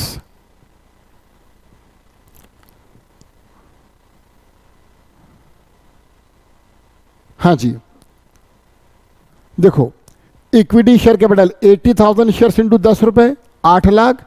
सिक्योरिटीज प्रीमियम कैसे निकालोगे बच्चों? 80,000 शेयर्स पर प्रीमियम है 25 रुपए पर शेयर। जब तुम 80,000 को 25 से मल्टीप्लाई करोगे आंसर विल बी 20 लैक्स। तो इक्विटी शेयर होल्डर्स को आपको पे करना है 8 lakh plus 20 lakhs is equal to 28 lakhs. कर दो पे, अगली एंट्री पे करने की। पहले आपने इक्विटी शेयर होल्डर्स को क्रेडिट करा, अब जब पे करोगे तो कैंसिल होने के लिए डेबिट होगा। एंट्री क्या पास होगी? Equity share holders account debit to bank account 28 lakhs. यहां तक समझ आया? अब इस क्वेश्चन में फ्रेश इशू आपने नहीं करा, तो जो इक्विटी आपने बायबैक करे और जो प्रीफरेंस रिडीम करे, दोनों की फेस वैल्यू को प्लस करके आपको सीआरआर बनाना होगा। जब हम फ्रेश इशू नहीं करते तो फेस वैल्यू के इक्वल अमाउंट को सीआरआर में ट्रांसफर करते हैं। चलिए, उससे पहले एक एंट्री और। आपको याद है डिबेंचर्स, 5 लाख रुपए के डिबेंचर 5,75,000 में कंपनी ने परचेस किए थे। देखिएगा क्वेश्चन में वापस आ जाइए। सॉरी, जो डिबेंचर से बच्चों उसकी फेस वैल्यू थी 5,75,000 और कंपनी ने इनको परचेस करा था 5 लैक्स में। तो कंपनी को प्रॉफिट होगा जब कैंसिल करेंगे 75,000। 5 लाख के 5,75,000 5,75,000 की फेस वैल्यू के डिबेंचर्स कंपनी ने खुद परचेस किए थे 5 लैक्स में। तो डिबेंचर से 5,75,000 के परचेस करा था 5 लैक्स में, तो 75,000 रुपये कम दिए थे। ये कंपनी का प्रॉफिट है, कैंसिलेशन पे होगा। जब डिबेंचर्स कैंसिल होंगे तो डिबेंचर्स का नेचर है क्रेडिट, कैंसिल करने के लिए आप क्या करोगे? डेबिट। तो 12% debentures account debit 575 to investments in own debenture, पूरा लिख देना, to investments in own debentures account 5 lakhs face value face value 5,75 और परचेस किया था 5 लाख में और फायदा हुआ कंपनी को 75,000 का। इसके बाद जो इक्विटी बायबैक करें बच्चों, उनका फेस वैल्यू है 8 लाख और जो प्रीफरेंस रिडीम करें उनका फेस वैल्यू है 25 लाख। या तो फ्रेश इशू करो या सीआरआर बनाओ। इस क्वेश्चन में फ्रेश इशू नहीं है तो सीआरआर बनाना होगा। सीआरआर किससे बनेगा? दोनों की फेस वैल्यू के टोटल से। तो 25 लाख प्लस 8 लाख 33 लैक्स, 33 लैक्स से आप बनाएंगे सीआरआर। एंट्री बनेगी general reserve account debit to capital redemption reserve account और ये क्वेश्चन सॉल्व हो गया। क्वेश्चन नंबर 9 फिर दोबारा से अंडर राइटिंग का है। चलिए, question number 9 under writing of shares. चलिए देखिएगा, D company limited issued, D and company limited issued 5,000 shares of ₹20 per share. D company ने 5,000 शेयर्स इशू करे, 20 रुपए का एक है, ठीक है भाई। The entire issue was underwritten. Entire issue means ये क्वेश्चन फिर फुल अंडर राइटिंग का है। The entire was underwritten as follows. X ने कहा मैं बिकवाऊंगा 2500 शेयर्स, वाई ने रिस्पॉन्सिबिलिटी ली 1500 की और जेड ने 1000 की। अगर आप इन तीनों को प्लस करेंगे तो ये 5000 आ जाएगा। The firm underwriting was to be, ये फर्म अंडर राइटिंग है। जो एक्स ने कहा मैं परचेस करूंगा खुद 500, वाई ने कहा मैं परचेस करूंगा 250 और जेड ने फर्म अंडर राइटिंग दी 250 की। Shares applied for were 4,500 shares including firm under writing. हाँ जी, कंपनी ने इशू करे 5,000 शेयर्स और जो बिके हैं फर्म अंडर राइटिंग को इंक्लूड करके वो 4,500 है। मार्क्ड एप्लीकेशन है, एक्स की 1750, वाई की 700 और जेड की 800, ये मार्क्ड है। Calculate the liability of each and director, बड़ा आसान सिंपल। ग्रॉस लायबिलिटी तीनों की लिख दी भाई, इसमें से लेस करा अनमार्क्ड। लेस पहले मार्क करना चाहिए यार। मैं अंडर राइटिंग का जो तीनों क्वेश्चन है, तीनों के ना प्रेजेंटेशन से थोड़ा कम सेटिस्फाइड हूँ। सॉल्यूशन परफेक्ट है, परफॉर्मेंस परफेक्ट है, प्रेजेंटेशन की बात कर रहा हूँ कि तुम पहले फॉर्म अंडर राइटिंग को लेस कर देना। ये गलत नहीं है, मैं इसे गलत नहीं कह रहा, मैं ज़्यादा खूबसूरत करने के लिए कह रहा हूँ। तो ग्रॉस लायबिलिटी में से लेस कर देना मार्क्ड एप्लीकेशन, उसके बाद लेस करना अनमार्क्ड एप्लीकेशन। और याद रखना इसमें फर्म अंडर राइटिंग इंक्लूड, हाँ जी ठीक है, जो 4500 बिके ये इंक्लूडिंग फॉर्म अंडर राइटिंग है, राइट। चलो हम एज्यूम कर रहे हैं कि वो मार्क के अंदर प्लस हुआ है। पहले मार्क लेस करा, फिर अनमार्क कैसे लेस करा, देखो भाई 4500 शेयर्स बिके हैं कुल मिलाकर, ये तीनों की फॉर्म अंडर राइटिंग है, ठीक। और क्या करा, 4500 में से 1750, सॉरी मार्क्ड, ये मार्क्ड है, ये तीनों के मार्क्ड एप्लीकेशन हैं, ये तीनों माइनस कर दिए। इन तीनों को जैसे मैं इसमें से माइनस करूंगा तो जो आंसर बचेगा वो आएगा अनमार्क्ड और बटेगा वो ग्रॉस लायबिलिटी रेशियो में 532। कैसे निकाली, इससे निकलेगी ग्रॉस लायबिलिटी रेशियो। इसके बाद ये आ गई रिमेनिंग लायबिलिटी, सी नेगेटिव आ गया 50, इसका बेनिफिट मिलेगा ए को और बी को। फ्रैक्शन आ रहा है 0.5, आप चाहो तो इसे अवॉइड करो, इसे 32 कर लो और इसे 18 कर देना। इसके बाद नेट लायबिलिटी आ जाएगी और एज यूजुअल इसमें ऐड करेंगे फॉर्म अंडर राइटिंग तो आ जाएगी टोटल लायबिलिटी। आप कैसे करना इस क्वेश्चन को, ग्रॉस लायबिलिटी लिख देना, लेस करना पहले मार्क्ड एप्लीकेशन, फिर लेस करना अनमार्क्ड एप्लीकेशन, उसके बाद नेगेटिव वाले को पॉजिटिव वालों में बेयर करा देना, जिसने ज़्यादा बेचे इसका बेनिफिट इन दोनों को दे देना। नेट लायबिलिटी आ जाएगी, इसमें ऐड करना फर्म अंडर राइटिंग तो आ जाएगी तीनों की ग्रॉस लायबिलिटी, ठीक। ऐसे क्वेश्चन आपने खूब करे होंगे। इसके बाद लास्ट क्वेश्चन है question 10, issue and redemption of preference shares. दोबारा से प्रीफरेंस शेयर्स का रिडेम्पशन। चलो देखो, कंपनी का नाम है SDF limited, 12% redeemable preference shares हैं, 50,000 रुपये के, 100 रुपये का एक शेयर है, फुल्ली कॉल्ड अप है बच्चों और फुल्ली पेड अप है। The company wants to redeem them at 10% premium. Obvious है यार, 50,000 रुपये के शेयर्स हैं, 100 रुपये का एक है, तो नंबर ऑफ शेयर्स होंगे 500 और 50,000 को रिडीम करना है 10% के प्रीमियम पर। 50,000 का 10% 5,000, तो जो शेयर्स 50,000 के उनको रिडीम करना है आपको 55,000 में। इसके बाद लेजर अकाउंट के बैलेंसेस देखो, सिक्योरिटीज प्रीमियम में पहले से 2,000 रुपये है, प्रॉफिट एंड लॉस में 10,000 है। ये कह रहे हैं कि the company wants to make a minimum fresh issue. Thank god fresh issue आ गया भाई, अब तक हम खाली CRR बना रहे थे, फ्रेश इशू आ गया और क्वेश्चन अच्छा है, ये इंपॉर्टेंट क्वेश्चन है भाई। The company wants to make a minimum fresh issue of equity shares of ₹10 each at 5% premium for redemption of preference shares. ये कह रहे हैं कंपनी चाहती है कि वो प्रीफरेंस शेयर्स को रिडीम करने के लिए फ्रेश इशू करे, लेकिन फ्रेश इशू को मिनिमम रखे, यानी कि जितना रिक्वायर्ड है। थोड़ी सी कैलकुलेशन करनी होगी। अच्छा, यू आर रिक्वायर्ड टू, आपको क्या मालूम करना है इसमें, ascertain the amount of fresh issue to be made by the company, कि कंपनी कितने अमाउंट के शेयर्स इशू करेगी बाजार में। और दूसरा, pass necessary journal entries regarding redemption of preference shares and fresh issue. चलो ठीक है, अब जरा मेन बात पर आओ, ये बहुत इंपॉर्टेंट वर्किंग है। ये बताओ बच्चों, जो प्रीफरेंस रिडीम होने वो कितने के हैं, वो हैं बच्चों 50,000 रुपये के। क्वेश्चन आप खुद देख लो, बार बार स्क्रॉल नहीं कर रहा मैं। जो प्रीफरेंस कंपनी रिडीम करेगी उनका फेस वैल्यू है 50,000, लेकिन उनको रिडीम करेगी 10% के प्रीमियम पर। 50,000 का 10% 5,000, दोनों को प्लस करो तो कंपनी को पैसा लौटाना है लोगों का 55,000।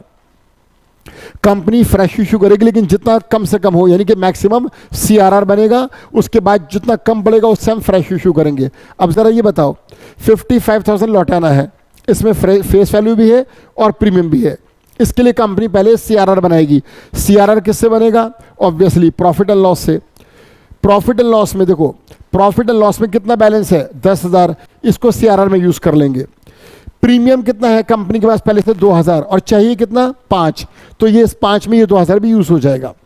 तो कंपनी के पास 55,000 के प्रीफरेंस को रिडीम करने के लिए जो प्रीफरेंस वालों को पैसा लौटाना है इंक्लूडिंग प्रीमियम 55,000, उसके लिए कंपनी के पास CRR बनाने के लिए और प्रीमियम को सेट ऑफ कराने के लिए जो अमाउंट अवेलेबल है वो 10 और 12 बस 12,000 है। यार वो कह रहे हैं फ्रेश इशू करो मिनिमम, तो फिर मैक्सिमम क्या करूं? सीआरआर। सीआरआर किससे बनेगा? प्रॉफिट से। देखो 50,000 फेस वैल्यू है, वहां सीआरआर में ये 10,000 यूज हो जाएगा। 5,000 के प्रीमियम पर रिडीम करना है, तो 5,000 जो प्रीमियम ऑन रिडम्पशन है किससे सेट ऑफ होगा? सिक्योरिटीज प्रीमियम से। वो खुद कितना है? 2,000। तो कुल 55 है और मेरे पास सीआरआर और प्रीमियम को सेट ऑफ कराने के लिए सिर्फ 12,000 है। 55 में से जब मैं 12,000 को माइनस करूंगा तो बैलेंस आएगा 43,000। इसका मुझे फ्रेश इशू करना होगा, और फ्रेश इशू जो मैं करूंगा वो 10 रुपए का एक शेयर है और वो मुझे करना है 5% के प्रीमियम पर। 10 रुपए का 5% होगा 50 पैसे, तो 10 वाला 10.5 में इशू होगा। अब मैं कैसे पता लगाऊं फ्रेश इशू कितना करूं? बड़ा आसान, 43,000 मुझे रिक्वायर्ड है फ्रेश इशू के थ्रू, और फ्रेश इशू है 10.5 में, 10 वाला 10.5 में। अगर मैं 43,000 को डिवाइड कर दूं 10.5 से, तो जो मुझे शेयर्स इशू करने वो है 4,095। दोबारा देखो, 50,000 प्रीफरेंस रिडीम करने, उसकी फेस वैल्यू कितनी है? 50,000। रिडीम करना है प्रीमियम पर 10% के 5,000, टोटल अमाउंट रिक्वायर्ड है 55,000। इसके लिए मुझे फ्रेश इशू मिनिमम रखना है, तो पहले प्रॉफिट्स को मैक्सिमम यूज करूंगा, वो है 10,000 और 2,000 प्रीमियम। 10 और 2 12, 55 में से 12 में यूज करूंगा तो भी 43 मुझे चाहिए। 43 के लिए मुझे फ्रेश इशू करना है 10 वाला 10.5 में, तो मैंने 43,000 को 10.5 से डिवाइड करा, अमाउंट आया 4095। ये फ्रेश इशू, ये है number of fresh issue of shares. Entries पर आ जाओ। चलो भाई, अब बताओ कितने शेयर्स आपको इशू करने हैं? 4095। एक शेयर कितने में करना है? 10.5 रुपए में, और एक बार में सारा पैसा आना है। देखो, bank account debit 4095 shares into 10.5 रुपए, ये होगा 42,997.5। इसमें इक्विटी शेयर कैपिटल कितना है? 4,095 इंटू 10 रुपीज, और प्रीमियम कितना है बच्चों? 4,095 इंटू 0.5। अब यहां पर प्रेजेंटेशन कैसे खूबसूरत होगा, इन्होंने एक ही एंट्री करी है, 2 होनी चाहिए थी। पहली, बैंक अकाउंट डेबिट 4,095 इंटू 10.5, ठीक, to equity share application and allotment account. First entry should be bank account debit to equity share application and allotment, और सेकेंड एंट्री ये होनी चाहिए थी। बस बैंक की जगह क्या आता? Equity share application and allotment account debit to equity share capital to securities premium. तो एक की जगह अगर ये 2 एंट्री होती तो और अच्छा हो जाता। इसके बाद देखो, अब ये जो प्रीमियम ऑन रिडेम्पशन है ये कितना है? ये जो प्रीमियम ऑन रिडेम्पशन था कितना था? वो 50,000 के प्रीफरेंस को रिडीम करना था 5,000 के प्रीमियम पर, तो प्रीमियम ऑन रिडेम्पशन 5,000 है, उसको ये स्टार्ट ऑफ करा रहे हैं। अरे ये एंट्री बाद में करनी चाहिए, पहले आप रिडीम तो कर दो, पहले ये एंट्री पास करो जो नंबर 3 पर है। 12% redeemable preference share capital account debit 50,000, redeem करना है 10% के प्रीमियम पर, तो premium on redemption of preference share account debit 5,000 to preference share holder 55, और अब इनको पे कर दो। Preference share holders account debit 55 to bank account 55।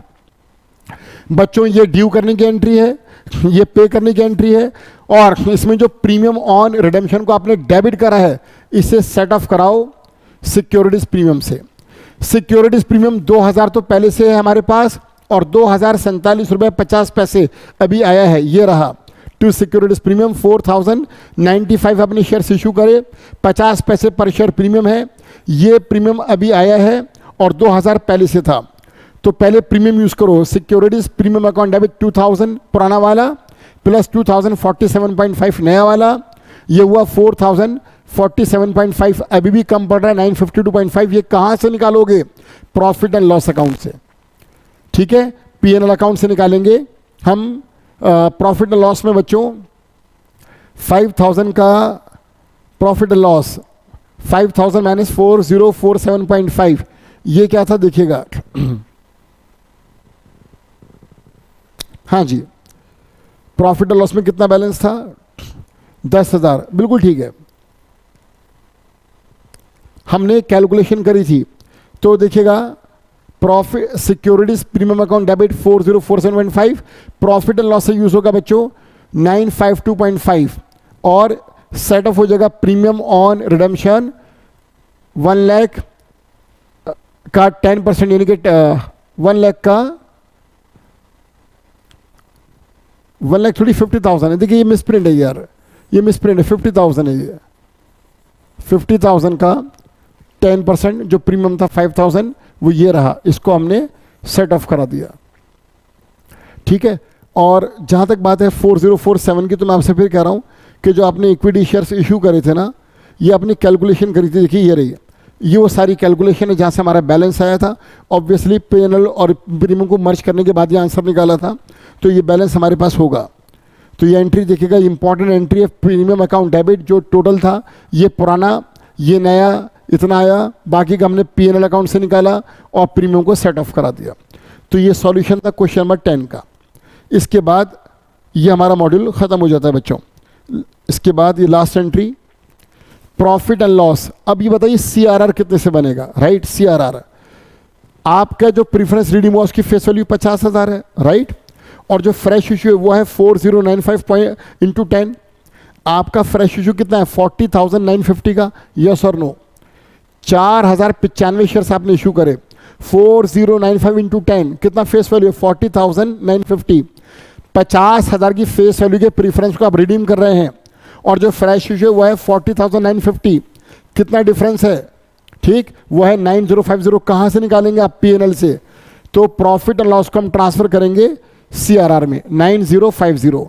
दोबारा सुनिए, P&L ये जो CRR बनेगा, मैंने आपसे कहा था कि जब भी आप प्रीफरेंस को रिडीम करोगे या तो फ्रेश इशू करो या CRR। अब आपने प्रीफरेंस रिडीम करे 50,000 के, फ्रेश इशू 50,000 का नहीं करा, फ्रेश इशू करा। फ्रेश इशू की जो फेस वैल्यू है वो है 40,950। जो गैप है उससे आपको CRR बनाना होगा। CRR किससे बनेगा, प्रॉफिट से। तो आपने CRR बनाया 9050 से। अब वापस आइए ऊपर की एंट्री में, आपको मालूम है प्रॉफिट लॉस कितना था हमारे पास 10,000। आपने कितना यूज करा अभी 9050, कितना बचा 950। प्रॉफिट एंड लॉस में कितना बचा भाई, प्रॉफिट एंड लॉस में बचा 950। वो कहां पर यूज होगा, वो ये रहा, वो ये रहा जब आपने सिक्योरिटीज प्रीमियम को सेट ऑफ कराया था। ये रहा बच्चों 952 रुपये 50 पैसे। ये फ्रैक्शन जो आपने यूज करा ये उसकी वजह से, अदरवाइज 950 आता। तो यहां पर हमने P&L को यूज करके सिक्योरिटीज प्रीमियम को और P&L को यूज करके प्रीमियम ऑन रिडेम्पशन को सेट ऑफ करा दिया। तो ये था क्वेश्चन नंबर 10, राइट। चलिए, तो आज इस क्लास में हम लोगों ने अपना मॉड्यूल 1 पूरा कंप्लीट डिस्कस करा वर्कबुक के अकॉर्डिंग। वर्कबुक में 10 क्वेश्चन थे, वो 10 के 10 क्वेश्चन डिस्कस करे। जहां पर एरर्स थी, जहां मिसप्रिंट था, मिस्टेक्स थी, जहां पर प्रेजेंटेशन की कमी थी, वो सब मैंने आपसे डिस्कस करा। अब हम अगले सेशन में डिस्कस करेंगे मॉड्यूल 2। कोशिश करेंगे कि मॉड्यूल 2 और 3 दोनों एक साथ हो जाए, अदरवाइज हम हर मॉड्यूल का एक अलग अलग क्लास, एक अलग अलग सेशन करेंगे। चलिए दोस्तों, मिलते हैं नेक्स्ट सेशन में। Thank you so much.